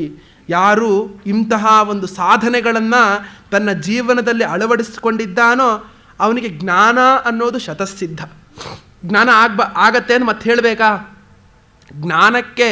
ಜ್ಞಾನಕ್ಕೆ ಬೇಕಾಗಿರುವಂತಹ ಎಲ್ಲದೂ ನನ್ನ ಹತ್ರ ಇದೆ ಅಂದರೆ ಮತ್ತೆ ಆ ವಸ್ತು ಸಿಗಲ್ಲ ಅಂದರೆ ಏನರ್ಥ? ಸಿಕ್ಕೇ ಸಿಗುತ್ತೆ, ಯಾಕೆ ಸಿಗೋದಿಲ್ಲ? ಆದ್ದರಿಂದ ಇವನ ಸ್ಥಿತಪ್ರಜ್ಞ ಲಕ್ಷಣ ಏನಿದೆ, ಏಷಾ ಬ್ರಾಹ್ಮಿ ಸ್ಥಿತಿ ಪಾರ್ಥ. ಇದನ್ನೇ ಏನಂತ ತಿಳ್ಕೊ, ಬ್ರಾಹ್ಮಿ ಸ್ಥಿತಿಯು, ಬ್ರಹ್ಮನು ಈ ರೀತಿಯ ಇರುವಂಥವನು, ಬ್ರಹ್ಮದ ಜ್ಞಾನಿಯು ಈ ರೀತಿ ಇರ್ತಾನೆ. ನೈನಾಂ ಪ್ರಾಪ್ಯ ವಿಮುಹ್ಯತಿ, ಇವನನ್ನು ಬಿಟ್ಟು ಆ ಒಂದು ಮೋಹ ಇತ್ಯಾದಿಗಳು ಯಾವುದನ್ನೂ ಕೂಡ ಹೊಂದೋಲ್ಲ. ಸ್ಥಿತ್ವಾ ಸ್ಯಾಮಂತಕಾಲೇಪಿ ಬ್ರಹ್ಮ ನಿರ್ವಾಣ ಮೃಚ್ಛತಿ. ಅವನು ತನ್ನ ಶರೀರ ಬಿದ್ದೋಗೋದನ್ನೇ ಕಾಯ್ತಾ ಇರ್ತಾನಂತವನು. ಜ್ಞಾನಿ ಏನು ಮಾಡ್ತಿರ್ತಾನೆ, ಯಾವಾಗ ಈ ಒಂದು ಶರೀರ ಬಿದ್ದೋಗತ್ತೆ ಅನ್ನೋದನ್ನೇ ಕಾಯ್ತಿರ್ತಾನಂತೆ. ಹಾಗೆ ಅಂದರೆ ಈ ಶರೀರದಲ್ಲಿ ಪೂರ್ಣವಾಗಿ ಅಭಿಮಾನವನ್ನು ಬಿಟ್ಟಿರ್ತಾನೆ ಅಂತ ಅರ್ಥ. ಅಂತಹ ಜ್ಞಾನಿ ಏನು ಮಾಡ್ತಾನೆ, ಬ್ರಹ್ಮನನ್ನೇ ಹೋಗಿ ಸೇರಿಬಿಡ್ತಾನೆ. ಇದು ಸ್ಥಿತಪ್ರಜ್ಞನ ಲಕ್ಷಣಗಳು. ಆದರೆ ಎರಡನೇದು ಭಕ್ತಿಯೋಗದಲ್ಲಿ ಅದ್ವೇಷ್ಟ ಸರ್ವಭೂತಾನಾಂ ಮೈತ್ರ ಕರುಣ ಏವಚ ನಿರ್ಮಮೋ ನಿರಹಂಕಾರ ಸಮದುಃಖ ಹೇಳ್ತಾರಲ್ಲ, ಆ ಒಂದು ಅದ್ವೇಷ್ಟ ಸರ್ವಭೂತಾನಾಂ, ನಾವು ಯಾವ ಭೂತಗಳನ್ನೂ ಕೂಡ ದ್ವೇಷ ಮಾಡಬಾರ್ದು ಅಂದರೆ ಏನರ್ಥ? ಇನ್ನೊಬ್ಬನಿಗೆ ಹಿಂಸೆ ಮಾಡಬಾರ್ದು ಅಂತ ಅರ್ಥನಾ? ಅದು ಅದ್ವೇಷ್ಟತೆ ಆಗಲ್ಲ. ಎಲ್ಲ ಭೂತಗಳಲ್ಲಿಯೂ ಕೂಡ ನನ್ನನ್ನು ಕಾಣಬೇಕು, ಅದು ಅದ್ವೇಷ್ಟ. ಅಹಿಂಸಾ ಅಂದರೆ ಇವನಲ್ಲೂ ನನ್ನನ್ನು ಎಲ್ಲರಲ್ಲೂ ಕೂಡ ನನ್ನನ್ನೇ ನಾನು ಕಾಣ್ತಿದ್ದೀನಿ ಅಂದರೆ ಅವನಿಗೆ ನಾನು ಹಿಂಸೆ ಮಾಡ್ತೀನಾ? ಯಾಕೆ ಹೇಳಿ? ನನಗೆ ನಾನು ಹಿಂಸೆ ಮಾಡ್ಕೊಳ್ತೀನಾ? ನನಗೆ ನಾನು ದುಃಖವನ್ನು ಉಂಟು ಮಾಡ್ಕೊಳ್ತೀನಿ, ನನಗೆ ನಾನು ಹಿಂಸೆಯನ್ನು ಮಾಡ್ಕೊಳ್ತೀನಿ, ಅದೆಲ್ಲರೂ ಉಂಟಾ? ನಿಮ್ಮೆಲ್ಲರಲ್ಲೂ ಕೂಡ ನನ್ನನ್ನೇ ನೋಡ್ಬಿಟ್ಟು ಏನಾಗುತ್ತೆ? ಅದೇ ಅಹಿಂಸಾ. ಹೇಳ್ತಾರಲ್ಲ, ಅಹಿಂಸಾ ಅಂದರೆ ಬರೀ ಇನ್ನೊಬ್ರಿಗೆ ತೊಂದರೆ ಕೊಡೋದು ಅಂತ ಅರ್ಥ ಅಲ್ಲ, ತೊಂದರೆ ಕೊಡದೇ ಇರೋದು ಅಂತ. ಎಲ್ಲರಲ್ಲೂ ಕೂಡ ನನ್ನನ್ನು ಕಾಣುವುದು ಅದ್ವೇಷ್ಟೃತ್ವ. ಸರ್ವಭೂತಾನಾಂ ಮೈತ್ರ ಕರುಣ ಏವಚ, ಮೈತ್ರಿಯ ರೀತಿಯಿಂದ ಕರುಣದ ರೀತಿಯಿಂದ ಇರಬೇಕು. ಅವನು ಏನಾಗ್ತಾನೆ, ಅವನು ನಿರ್ಮಮಃ, ಮಮತ್ವ ಅನ್ನೋದು ಸ್ವಲ್ಪವೂ ಇರಬಾರ್ದಂತೆ. ನಂದು ಸರ್ವಸ್ವವನ್ನೂ ನಾವು ಕೊಡಬೇಕು, ಬರೀ ಸರ್ವವನ್ನು ಕೊಡೋದಲ್ಲ. ಏನೋ ಸ್ವ ಮಾತ್ರವನ್ನು ಇಟ್ಟುಕೊಂಡು ಈ ರೀತಿ ಮಾಡೋದಲ್ಲ. ನಾವೆಲ್ಲವನ್ನೂ ಪೂರ್ಣವಾಗಿ ಬಿಟ್ಟರೆ ಏನಾಗತ್ತೆ, ಅನನ್ಯಾಶ್ಚಿಂತಯಂತೋ ಮಾಂ ಯೇ ಜನಾಃ ಪರ್ಯುಪಾಸತೆ ತೇಷಾಂ ನಿತ್ಯಾಭಿಯುಕ್ತಾನಾಂ ಯೋಗಕ್ಷೇಮಂ ವಹಾಮ್ಯಹಂ. ಈ ರೀತಿ ಜ್ಞಾನ ಸಾಧನಗಳನ್ನೆಲ್ಲವನ್ನೂ ಕೂಡ ಯಾರು ಅಳವಡಿಸಿಕೊಂಡಿದ್ದಾರೆ ಅವರ ಯೋಗಕ್ಷೇಮವನ್ನು ಯಾರು ನೋಡ್ಕೊಳ್ತಾರೆ? ಸಾಕ್ಷಾತ್ ಪರಮಾತ್ಮನೇ ನೋಡ್ಕೊಳ್ತಾನೆ. ಅದಕ್ಕೆ ಏನೂ ಕೂಡ ಸಂಶಯವೇ ಇಲ್ಲ. ಸಂಶಯ ಅನ್ನೋದು ಎಳ್ಳಷ್ಟೂ ಇಲ್ಲ. ಆದರೆ ಅಷ್ಟು ನಂಬಬೇಕು ಅವನ್ನ. ನನಗೇನು ನೋಡು, ಪರಮಾತ್ಮನು ಪೂರ್ತಿಯಾಗಿ ನನ್ನನ್ನು ಕಾಪಾಡ್ತಾನೆ ಅನ್ನುವಂತಹ ನಂಬುವ ಗುಣ ನಮ್ಮಲ್ಲಿರಬೇಕು ಮೊದಲು. ಇದಕ್ಕೊಂದು ಉದಾಹರಣೆ ಅಂದರೆ, ತಾಸು ಶಾಮರಾಯರು 3 ತಲೆಮಾರು ಅಂತ ಒಂದು ಪುಸ್ತಕವನ್ನು ಬರೆದಿದ್ದಾರೆ. ಅದರೊಳಗೆ ದೇವರ ಗಂಗಮ್ಮ ಅಂತ ಒಂದು ಉದಾಹರಣೆಯನ್ನು ಕೊಟ್ಟಿದ್ದಾರೆ. ಆ ಒಂದು ದೇವರ ಗಂಗಮ್ಮ ಅಂದರೆ ತುಂಬ ಬಡತನದಲ್ಲಿದ್ದವರು ತಿರುಪತಿಗೆ ಹೋಗಬೇಕು ಅಂತ ತುಂಬ ನಂಬಿಕೆ, ಅವನಿಗೆ ಆಸೆ. ಯಾರಿಗೆ? ಅವರ ಮಗನಿಗೆ. ಇಲ್ಲಪ್ಪ, ತಿರುಪತಿ ಕಳಿಸುವಷ್ಟು ಸಾಮರ್ಥ್ಯ ನನ್ನದಿಲ್ಲ, ಆದರೆ ನಮ್ಮ ಮುತ್ತಜ್ಜಿ ಒಬ್ಬರಿದ್ದರು, ಅವ್ರ ಹೆಸರು ಗಂಗಮ್ಮ ಅಂತ, ಅವರೇ ಒಂದು ವೆಂಕಟರಮಣ ಸ್ವಾಮಿ ದೇವಸ್ಥಾನವನ್ನು ಪ್ರತಿಷ್ಠಾಪನೆ ಮಾಡಿದ್ದಾರೆ, ಅಲ್ಲಿಗೆ ಹೋಗುವ. ಅದರ ಒಂದು ಹಿನ್ನೆಲೆಯನ್ನು ಹೇಳ್ತೀನಿ ಕೇಳು. ಆ ದೇವಮ್ಮನವರು ಎಂಥ ಒಂದು ಭಗವದ್ಭಕ್ತರಾಗಿದ್ದರು ಅಂದರೆ, ಸಾಕ್ಷಾತ್ ಅವ್ರು ಪ್ರತಿನಿತ್ಯ ಬೆಣ್ಣೆಯನ್ನು ಕಡಿಬೇಕಾದ್ರೆ ಶ್ರೀಕೃಷ್ಣ ಪರಮಾತ್ಮನೇ ಬಂದು ಬೆಣ್ಣೆಯನ್ನು ಇಸ್ಕೊಂಡು ಹೋಗ್ತಿದ್ದಂತೆ. ಅಂತಹ ಭಗವದ್ಭಕ್ತರು, ಯಾವಾಗಲೂ ಕೂಡ ಭಗವಂತನ ಸ್ಮರಣೆಯನ್ನು ಬಿಟ್ಟು ಇನ್ನೇನನ್ನೂ ಚಿಂತನೆ ಮಾಡದೇ ಇರುವಂಥವರು. ಹಾಗೆ ಚಿಂತನೆಯನ್ನು ಮಾಡ್ತಿದ್ದವರು. ಅವರು ಆ ವೆಂಕಟರಮಣ ಸ್ವಾಮಿ ದೇವಸ್ಥಾನವನ್ನು ಪ್ರತಿಷ್ಠಾಪನೆ ಮಾಡಿದ್ರು. ಅವರ ಮಗ ಒಬ್ಬ ವೆಂಕಪ್ಪ ಅಂತಿದ್ದ. ಅವನು ವೆಂಕಟರಮಣ ಅಂತ ಹೆಸರು, ಕರೆಯೋದು ಮಾತ್ರ ವೆಂಕಪ್ಪ ಅಂತ ಕರೀತಿದ್ರು. ಅವನು ಭಗವದ್ಗೀತೆಯಲ್ಲಿ ಯೋಗಕ್ಷೇಮಂ ವಹಾಮ್ಯಹಂ ಅಂತ ಏನು ವಾಕ್ಯ ಇದೆಯೋ ಅದೇ ವಾಕ್ಯವನ್ನೇ ಆಧಾರವಾಗಿಟ್ಟುಕೊಂಡು ಜೀವನವನ್ನು ನಡೆಸ್ತಿದ್ದವನು. ಒಂದು ದುಡಿಯಕ್ಕೆ ಹೋಗ್ತಿರ್ಲಿಲ್ಲ, ಏನು ಮಾಡ್ತಿರಲಿಲ್ಲ. ಬೆಳಗ್ಗೆ ಎದ್ದು ಕೂಡಲೇ ನದಿ ಸ್ನಾನವನ್ನು ಮಾಡ್ಕೊಂಬಂದು ವಿಷ್ಣು ಸಹಸ್ರನಾಮ, ಭಾಗವತ ಪ್ರವಚನ, ಭಾಗವತವನ್ನು ಓದ್ತಾ ಆರಾಮ ಇರ್ತಿದ್ದ. ಪ್ರತಿನಿತ್ಯವೂ ಕೂಡ ಅತಿಥಿ ಅಭ್ಯಾಗತರು ಅವನ ಮನೆಗೆ ಬರೋರು, ಅವರ ಒಂದು ಸೇವೆಯನ್ನು ಮಾಡ್ಕೊಳ್ತಾ ಆನಂದವಾಗಿರ್ತಿದ್ದ. ಇಂತಹ ಒಂದು ಸಮಯದಲ್ಲಿ ಏನಾಯಿತು ಅಂದರೆ, ಮಧ್ಯಾಹ್ನ 11 ಗಂಟೆಯ ಸಮಯದಲ್ಲಿ ಒಬ್ಬರು ಅತಿಥಿಗಳು ಮನೆಗೆ ಬಂದರು. ಅವ್ರಿಗೇನು ಮಾಡ್ದ ವೆಂಕಪ್ಪ, ಅತಿಥಿಗಳೇ ಬನ್ನಿ, ತುಂಬ ಸಂತೋಷ, ನದಿ ಸ್ನಾನವನ್ನು ಮಾಡಿಕೊಂಡು ಆಹ್ನಿಕವನ್ನು ಮುಗಿಸ್ಕೊಂಡು ಬನ್ನಿ, ಅಡಿಗೆ ಸಿದ್ಧವಾಗಿರುತ್ತೆ, ಊಟವನ್ನು ಮಾಡೋಣ ಹೇಳೇ ಬಿಟ್ಟ. ಮನೆ ಒಳಗೆ ಬಂದು ನೋಡ್ತಾನೆ, ಏನೇನೂ ಪದಾರ್ಥವಿಲ್ಲ ವೆಂಕಪ್ಪನ ಮನೆಯಲ್ಲಿ. ಏನು ಮಾಡೋದು? ಕೊಡ್ತಾನೆ, ಭಗವಂತ ಕೊಡ್ದಲೇ ಇರ್ತಾನ, ಕೊಟ್ಟೇ ಕೊಡ್ತಾನೆ ಅಂತ ಒಂದು ನಂಬಿಕೆ ಮೇಲೆ ಏನು ಮಾಡಿಬಿಟ್ಟ, ಮತ್ತೆ ವಿಷ್ಣು ಸಹಸ್ರನಾಮ ಇತ್ಯಾದಿಗಳು ಓದಕ್ಕೆ ಶುರು ಮಾಡಿಬಿಟ್ಟ. 1 ಗಂಟೆ ಆಯಿತು, ಯಾರು ತಂದೆ ಕೊಟ್ಟಿಲ್ಲ, ಏನು ಆಹಾರವನ್ನು ಕೂಡ ಪದಾರ್ಥವನ್ನು ತಂದೆ ಕೊಟ್ಟಿಲ್ಲ. ಅತಿಥಿಗಳು ಬರುವ ಸಮಯ ಆಯಿತು. ಛೇ, ಎಂಥ ಒಂದು ತಪ್ಪಾಯಿತು, ಭಗವಂತನ ಮೇಲೆ ನಂಬಿಕೆ ಇಟ್ಟಿದ್ದೆ ಸುಳ್ಳು ಅಂತ ಏನು ಮಾಡ್ದ ಅಂದರೆ, ಆ ಯೋಗಕ್ಷೇಮಂ ವಹಾಮ್ಯಹಂ ಜಾಗಕ್ಕೆ ರೆಡ್ಡಿಂಕಲ್ಲಿ ಗೀಚಿ ಹೊರಗಡೆ ನಾನು ಏನಾರು ತರ್ತೀನಿ, ಕೆಲಸಕ್ಕೆ ಹೋಗ್ತೀನಿ ನಿನ್ನ ಮೇಲೆ ಅಂತ ಹೊರಟು ಬಿಟ್ಟ. ಯಾರತ್ತನಾರು ಕೇಳಿ ಇಸ್ಕೊಂಬರ್ತೀನಿ ಅಂತ. ಯಾವತ್ತೂ ಬರದೇ ಇರುವಂತಹ ವೆಂಕಪ್ಪನವ್ರು ಇವತ್ತು ಏನಕ್ಕೆ ಮನೆಯಿಂದ ಹೊರಗೆ ಬಂದಿದ್ದಾರೆ? ಎಲ್ಲರೂ ಬಂದು ನಮಸ್ಕಾರವನ್ನು ಮಾಡ್ತಿದ್ದಾರೆ. ಗುರುಗಳೇ ಏನಾರು ಬೇಕಿತ್ತ ಅಂತ ಕೇಳ್ತಿದ್ದಾರೆ. ಅವ್ರಿಗೆ ಕೇಳೋಕ್ಕೆ ಸಂಕೋಚವಾಗಿ ಏನೂ ಬೇಡಪ್ಪ ಅಂತ ಹೇಳಿ ಅವನು 2 ಗಂಟೆ ಅಷ್ಟೊತ್ತಿಗೆ ಮನೆಗೆ ಬಂದರು. ಮನೆಗೆ ಬಂದಾಗ ಅವರ ಮನೆಯವರು ಬಂದು, ಯಾಕ್ರಿ ಅತಿಥಿಗಳು ಬಂದು ಊಟ ಮಾಡ್ಕೊಂಡು ಹೋದರು, ನೀವು ಯಾಕೆ ಬಂದೇ ಇಲ್ಲ, ಅವ್ರ ಸೇವೆ ಕರೆದ್ಬಿಟ್ಟು ಅಂತ ಹೇಳಿದ್ರು. ಅರೆ, ಯಾರು ಹೇಗೆ ಬಂತು ಆಹಾರ ಪದಾರ್ಥಗಳಲ್ಲಿ ಹೇಗೆ ಬಂತು? ಏನ್ರಿ ಸ್ವಾಮಿ, ಅವ್ನು ತಂದ್ಕೊಡೋದು 5 ನಿಮಿಷ ಲೇಟ್ ಆಗಿದ್ದಕ್ಕೆ ಆ ರೀತಿ ಕಪಾಳಕ್ಕೆ ಹೊಡಿಯೋದ? ನಾಲ್ಗೆನೇ ಕತ್ತರಿಸೋಗಿತ್ತವಂದು. ಒಬ್ಬ ಗೋಪಾಲ ಅನ್ನೋನು ಬಂದು ತಂದುಕೊಟ್ಟ. ಆ ಗೋಪಾಲ ತಂದುಕೊಟ್ಟ ಆಹಾರ ಏನಾಗಿತ್ತು ಗೊತ್ತಾ? ಅವನು ನಾಲ್ಗೆನೇ ಕತ್ತರಿಸೋಗಿತ್ತು. ಅಂಥ ರೀತಿ ಹೊಡೆಯೋದ ನೀವು ಅಂತ ಕೇಳಿದಾಗ ತಕ್ಷಣ ನೆನಪಾಗ್ಬಿಡುತ್ತೆ. ಅರರೇ, ಆ ಯೋಗಕ್ಷೇಮಂ ವಹಾಮ್ಯಂ ಅಂತ ರೆಡ್ಡಿಂಕಲ್ಲಿ ನಾನು ಗೀಚಿದ್ದಕ್ಕೆ ಭಗವಂತನ ನಾಲಿಗೆಯೇ ಕತ್ತರಿಸಿ ಹೋಗಿದ್ಯಾ ಅಂದ್ಕೊಂಡು ಏನು ಮಾಡ್ತಾನೆ ಅಂದರೆ, ಸ್ನಾನವನ್ನು ಮಾಡಿ ಒಳಗಡೆ ಹೋಗಿ, ಭಗವಂತ ನನ್ನ ತಪ್ಪಾಯಿತು ಅಂತ ತನ್ನ ನಾಲಿಗೆಯನ್ನು ಎಳ್ಕೊಂಡು ಕಟ್ ಮಾಡಿ ದೇವ್ರ ಮುಂದಿಟ್ಟು ಪ್ರಜ್ಞೆ ತಪ್ಪಿಡ್ತಾನೆ. ಅಂತಹ ಭಕ್ತ ವೆಂಕಪ್ಪ ಅಂದರೆ. ಹಂಗೆ ಪ್ರಜ್ಞೆ ತಪ್ಪಿಡ್ತಾನೋ ಇಲ್ಲೋ, ಇಷ್ಟೊತ್ತಾದರೂ ಯಜಮಾನರು ಬರಲಿಲ್ಲ ಅಂತ ಪತ್ನಿ ನೋಡ್ತಾಳೆ, ಪ್ರಜ್ಞೆಯೇ ಇಲ್ಲ. ಆಗ ಒಬ್ಬ ಸಣ್ಣ ಹುಡುಗ ಬಂದು, ಏನು ಈ ರೀತಿ ಆಗ್ಬಿಡ್ತಲ್ಲ, ಎಲ್ಲರೂ ಜನ ಸೇರಿಬಿಡ್ತಾರೆ, ಯಾಕೆ ಈ ರೀತಿ ಆಯಿತು ಅಂತ ಯಾರಿಗೂ ಗೊತ್ತಿಲ್ಲ. ಜನ ಸೇರ್ತಾರೆ. ಬಂದು ಆ ಒಬ್ಬ ಹುಡುಗ ಬಂದು ಒಂದು ನಾಮ ಸಪ್ತಾಹವನ್ನು ಮಾಡಿ ಎಲ್ಲ ಅತಿಥಿ ಅಭ್ಯಾಗತರಿಗೆ ಸೇವೆಯನ್ನು ಮಾಡಿ ಸರಿ ಹೋಗ್ತಾರೆ 7ನೇ ದಿನಕ್ಕೆ ಅಂತ ಹೇಳ್ತಾರೆ. ಯಾವಾಗ ಆ ಹುಡುಗ ಯಾರು ಅಂತ ಗೊತ್ತಿಲ್ಲ, ಬಂದು ಹೇಳಿದ್ದು ಯಾರು ಅಂತ ಗೊತ್ತಿಲ್ಲ, ಅದೇ ಒಂದು ನಂಬಿಕೆ ಮೇಲೆ ಆ ಪತ್ನಿ ಏನು ಮಾಡ್ತಾಳೆ, ತುಂಬ ಸಂಭ್ರಮದಿಂದ ಒಂದು ಸೇವೆಯನ್ನು ಮಾಡಿದ್ದಾಗ ಸಪ್ತಾಹವನ್ನು ಇತ್ಯಾದಿಗಳನ್ನೆಲ್ಲ ಮಾಡ್ತಾರೆ. ಮಾಡಿದ 7ನೇ ದಿನ ಅತಿಥಿ ಅಭ್ಯಾಗತರ ಊಟ ಆಗಿದೆ. ಏನು ಮಾಡ್ತಿದ್ಲು ಅಂದರೆ ವೆಂಕಪ್ಪನವರ ಬಾಯಿಗೆ ಕೇವಲ ಹನಿ ಹನಿ ಹನಿ ಹನಿ ಹಾಲನ್ನು ಬಿಡ್ತಾ ಇದ್ಲು ಅಷ್ಟೇ. ಅವಳು ಇನ್ನೇನು ಮಾಡ್ತಿರ್ಲಿಲ್ಲ. ಏನೋ ಒಂದು ಅತಿಥಿಗಳು ಕೇಳಿದ್ರಲ್ಲ ಅಂತ ಒಳಗೆ ಬಂದಿದ್ದಾರೆ. ತಕ್ಷಣ ವೆಂಕಪ್ಪನವ್ರು ಎದ್ದವರಾಗಿ ಎಲ್ಲರ ಹತ್ರನೂ ಹೋಗಿ ಊಟ ಚೆನ್ನಾಗಿತ್ತಾ, ವಿಶ್ರಮಿಸ್ಕೊಂಡು ಹೋಗಿ ಅಂತ ಮಾತಾಡ್ತಾ ಇದ್ದಾರೆ. ಅಂದರೆ ಆ ಭಗವಂತನ ಒಂದು ಗುಣಶಕ್ತಿ ಎಷ್ಟು ಅಂತ. ನಾವು ಅವನಿಗೆ ಪೂರ್ತಿಯಾಗಿ ನಂಬಿದ್ದೇ ಆದರೆ ನಮಗೆ ಅವನು ಎಲ್ಲವನ್ನು ಮಂಗಳವನ್ನು ಉಂಟು ಮಾಡೇ ಮಾಡ್ತಾನೆ. ಆ ಪೂರ್ತಿಯಾಗಿ ನಂಬಿದವರಲ್ಲಿ ಮಹಾತ್ಮರು ಅನೇಕ ಜನರು, ಅದರೊಳಗೆ ನಮ್ಮ ಸಚ್ಚಿದಾನಂದೇಂದ್ರ ಸರಸ್ವತಿ ಸ್ವಾಮಿಗಳವರಾಗಬಹುದು, ಪರಮ ಪೂಜ್ಯ ಗುರುಗಳಾದಂತಹ ಗುಂಡಪ್ಪನವರು DVG ಅವರಾಗಬಹುದು, ಎಲ್ಲರೂ ಕೂಡ ಆ ಭಗವಂತನೇ ನನಗೆ ಸರ್ವಸ್ವ ಅಂತ ತಿಳ್ಕೊಂಡವರು. ನಿನ್ನೆ ಒಂದು ಘಟನೆಯನ್ನು ಹೇಳ್ತೀನಿ ಎಂದಿದ್ದೆ. ಏನೋ ನಮ್ಮ ಸ್ವಾಮಿಗಳಿಗೂ ಗುರುಗಳಿಗೂ ಕೂಡ ಎಂಥ ಒಂದು ಬಾಂಧವ್ಯ ಇತ್ತು ಅಂತ ಮಾನ್ಯರು ನಿನ್ನೆ ಹೇಳಿದ್ರು. ಏನು ಅವರು ಅವ್ರ ಪೂರ್ವಾಶ್ರಮದಿಂದಲೂ ಕೂಡ ಯಲ್ಲಂಬಳಸೆ ಸುಬ್ರಹ್ಮಣ್ಯ ಶರ್ಮರಾಗಿದ್ದಾಗಿಂದಲೂ ಕೂಡ ಗುರುಗಳಿಗೆ ಸ್ವಾಮಿಗಳಿಗೆ ಅನನ್ಯ ಪ್ರೇಮ. ಅವರು ಇವರಿಗೆ ಯಾರು ಗುರುಗಳೋ ಇವರಿಗೂ ಅವರೇ ಗುರುಗಳು. KA ಕೃಷ್ಣಸ್ವಾಮಿ ಅಯ್ಯರ್ ಅಂತ ಅವರು ಇಂಗ್ಲೀಷು ಪ್ರಾಧ್ಯಾಪಕರು ಆಗಿದ್ದರು. ವೈಲಿನನ್ನು ತುಂಬ ಪಿಟೀಲನ್ನು ತುಂಬ ಚೆನ್ನಾಗಿ ನುಡಿಸ್ತಿದ್ರು ಅವರು. ಏನಾಯಿತು, ಅದೇ ಒಂದು ವಿಷಯಕ್ಕೆ ಇಬ್ಬರ ಸಂಪರ್ಕ ಹಾಗಾಗಿ ಆಗ್ತಿತ್ತು. ಇವರು ಸನ್ಯಾಸವನ್ನು ತೆಗೆದುಕೊಂಡ ಮೇಲೂ ಕೂಡ ಗುರುಗಳಂತೆಯೇ ಭಾವಿಸ್ಬಿಟ್ಟಿದ್ರು. ಯಾರು?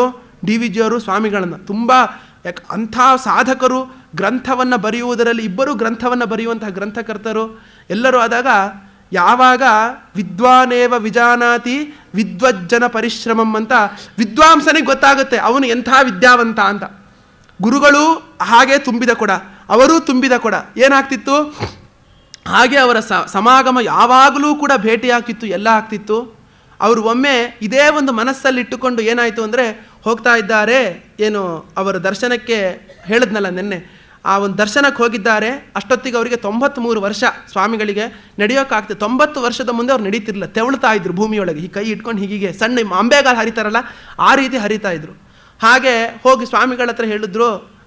ಒಳಗಿದ್ರು ಸ್ವಾಮಿಗಳು. ಬಂದರು, ಗುಂಡಪ್ಪನವ್ರು ಬಂದಿದ್ದಾರೆ ನಿಮ್ಮ ದರ್ಶನಕ್ಕೆ ಅಂತ. ಹಾಗೇ ತೆವಳ್ಕೊಂಡು ಬಂದ್ರಂತೆ. ಹಾಗೆ ತೆವಳ್ಕೊಂಡು ಬರಬೇಕಾದ್ರೂ ಕೂಡ ಅವರ ಮುಖದಲ್ಲಿ ಆನಂದ ಹೊಳಿತಾ ಇತ್ತಂತೆ. ಆ ಒಂದು ಶಸ್ತ್ರಚಿಕಿತ್ಸೆ ಆಗಿ ಸ್ವಲ್ಪ ದಿನ ಆಗಿದೆ, ಆನಂದ ಕಾಣಿಸ್ತಿತ್ತಂತೆ. ಅಲ್ಲಲ್ಲಿ ಅಗ್ನಿಕುಂಡಗಳು ಕಾಣಿಸ್ತಿತ್ತಂತೆ. ಏನು ಗುರುಗಳೇ ಅದನ್ನೇ ನೋಡ್ತಿದ್ರಂತೆ ಗುರುಗಳು ನೋಡ್ತಿದ್ರಂತೆ. ನೋಡಿದಾಗ ಸ್ವಾಮಿಗಳಿಗೆ ಇವರ ಮನಸ್ಸು ಅರ್ಥವಾಯ್ತಂತೆ, ಏನಕ್ಕೆ ಈ ರೀತಿ ನೋಡ್ತೀಯಾರೆ ಅಂತ. ಏನಿಲ್ಲ, ಆ ಒಂದು ಇದಕ್ಕೆ ಹೋಗಿದ್ದ ಆಸ್ಪತ್ರೆಗೆ ಹೋಗಿದ್ನಲ್ಲ, ಆದ್ದರಿಂದ ಪಂಚಗವ್ಯ ಪ್ರಾಶನ ಮಾಡಬೇಕಿತ್ತು, ಒಂದು ಹೋಮ ಮಾಡಿ ಪಂಚಗವ್ಯ ಪ್ರಾಶನ ಮಾಡಿದೆ ಅಂತ ಹೇಳಿದ್ರಂತೆ. 93ನೇ ವಯಸ್ಸಲ್ಲಿ ಸಾಕ್ಷಾತ್ ಸನ್ಯಾಸಿಗಳು, ಬ್ರಹ್ಮನಿಷ್ಠರು, ಹಾಗಿದ್ರೂ ಕೂಡ ಈ ರೀತಿ ಒಂದು ವಿಷಯವನ್ನು ಕರ್ಮದಲ್ಲಿ ಶ್ರದ್ಧೆಯನ್ನುಳ್ಳವರು. ಹಾಗೆ ಏನಾಗ್ಬಿಡ್ತು ಅಂದರೆ ತುಂಬ ಗುರುಗಳಿಗೂ ತುಂಬ ವಯಸ್ಸಾಗಿತ್ತು. ಇವರು ಯಾವ ಇಸ್ವಿಯಲ್ಲಿ ಮುಕ್ತರಾದರೋ ನಮ್ಮ ಸ್ವಾಮಿಗಳು ಕೂಡ ಅದೇ ಇಸ್ವಿಯಲ್ಲೇ ಮುಕ್ತರಾಗಿರುವಂಥವರು. ಅವರಿಗೂ ಇವರಿಗೂ 3 ತಿಂಗಳು ವ್ಯತ್ಯಾಸ ಅಷ್ಟೇ. ನಮ್ಮ ಸ್ವಾಮಿಗಳು ಮುಂಚೆ, ಇವರು ಅನಂತರ. ಆ ಮುಕ್ತರಾದ ಮೇಲೆ ಅವರು ಮುಕ್ತರಾದರು ಅಂತ ವಿಷಯವಾಗಿ ಗುರುಗಳಿಗೆ ಗೊತ್ತಾಯಿತು. ಗುರುಗಳಿಗೆ ಗೊತ್ತಾದಾಗ ಇವರು ಹಾಗೆ ಯಾರ ಹತ್ರನೂ ಮಾತಾಡ್ತಿಲ್ಲ ಗುರುಗಳು. ಅವ್ರ ಮನೆ ಮುಂದ್ಗಡೆ ಬಂದು ಹೀಗೆ ಕೂತಿದ್ರಂತೆ, ಹಿಂಗೆ ಕೈ ಹೊತ್ಕೊಂಡು ಹೀಗೆ ಕೂತಿದ್ರಂತೆ. ಅವರ ಅಷ್ಟೊತ್ತಿಗೆ ರಂಗನಾಥ ಶರ್ಮರು ಎಲ್ಲರಿಗೂ ಪರಿಚಿತರವರು, ತುಂಬ ಹಿರಿಯರು, ನಮ್ಮ ಸ್ವಾಮಿಗಳ ಜೊತೆ ನಿಕಟವರ್ತಿಗಳು, ಸ್ವಾಮಿಗಳ ಪಾಠಕ್ಕೆ ಇತ್ಯಾದಿಗಳಿಗೆಲ್ಲ ಬರ್ತಿದ್ದವರು, ಸಂಸ್ಕೃತ ಅಧ್ಯಾಪಕರು, ಮಹಾಪಾಧ್ಯಾಯ ಅಂತ ಬಿರುದನ್ನೆಲ್ಲ ತಗೊಂಡಿರುವಂಥವರು. ಅವರು ಮುಕ್ತರಾದರು ಅನ್ನೋ ಒಂದು ವಿಷಯದಕ್ಕೆ ಗುರುಗಳನ್ನು ನೋಡಬೇಕು ಅಂತ ಬಂದರು.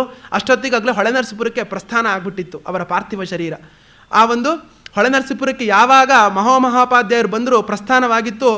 ಆಗ ಏನಾಯಿತು ಅಂದರೆ, ಇಲ್ಲಿವರೆಗೆ ಬಂದಿದ್ದೀನಲ್ಲ, DVG ಅವರು ನೋಡ್ಕೊಂಡು ಹೋಗೋಣ ಅಂತ ಇವ್ರ ಹತ್ರ ಬಂದರು. ಆಗ ಬಂದಾಗ ಇವರ ತಮ್ಮನವರು ಹೊರಗಡೆ ಇದ್ರಂತೆ.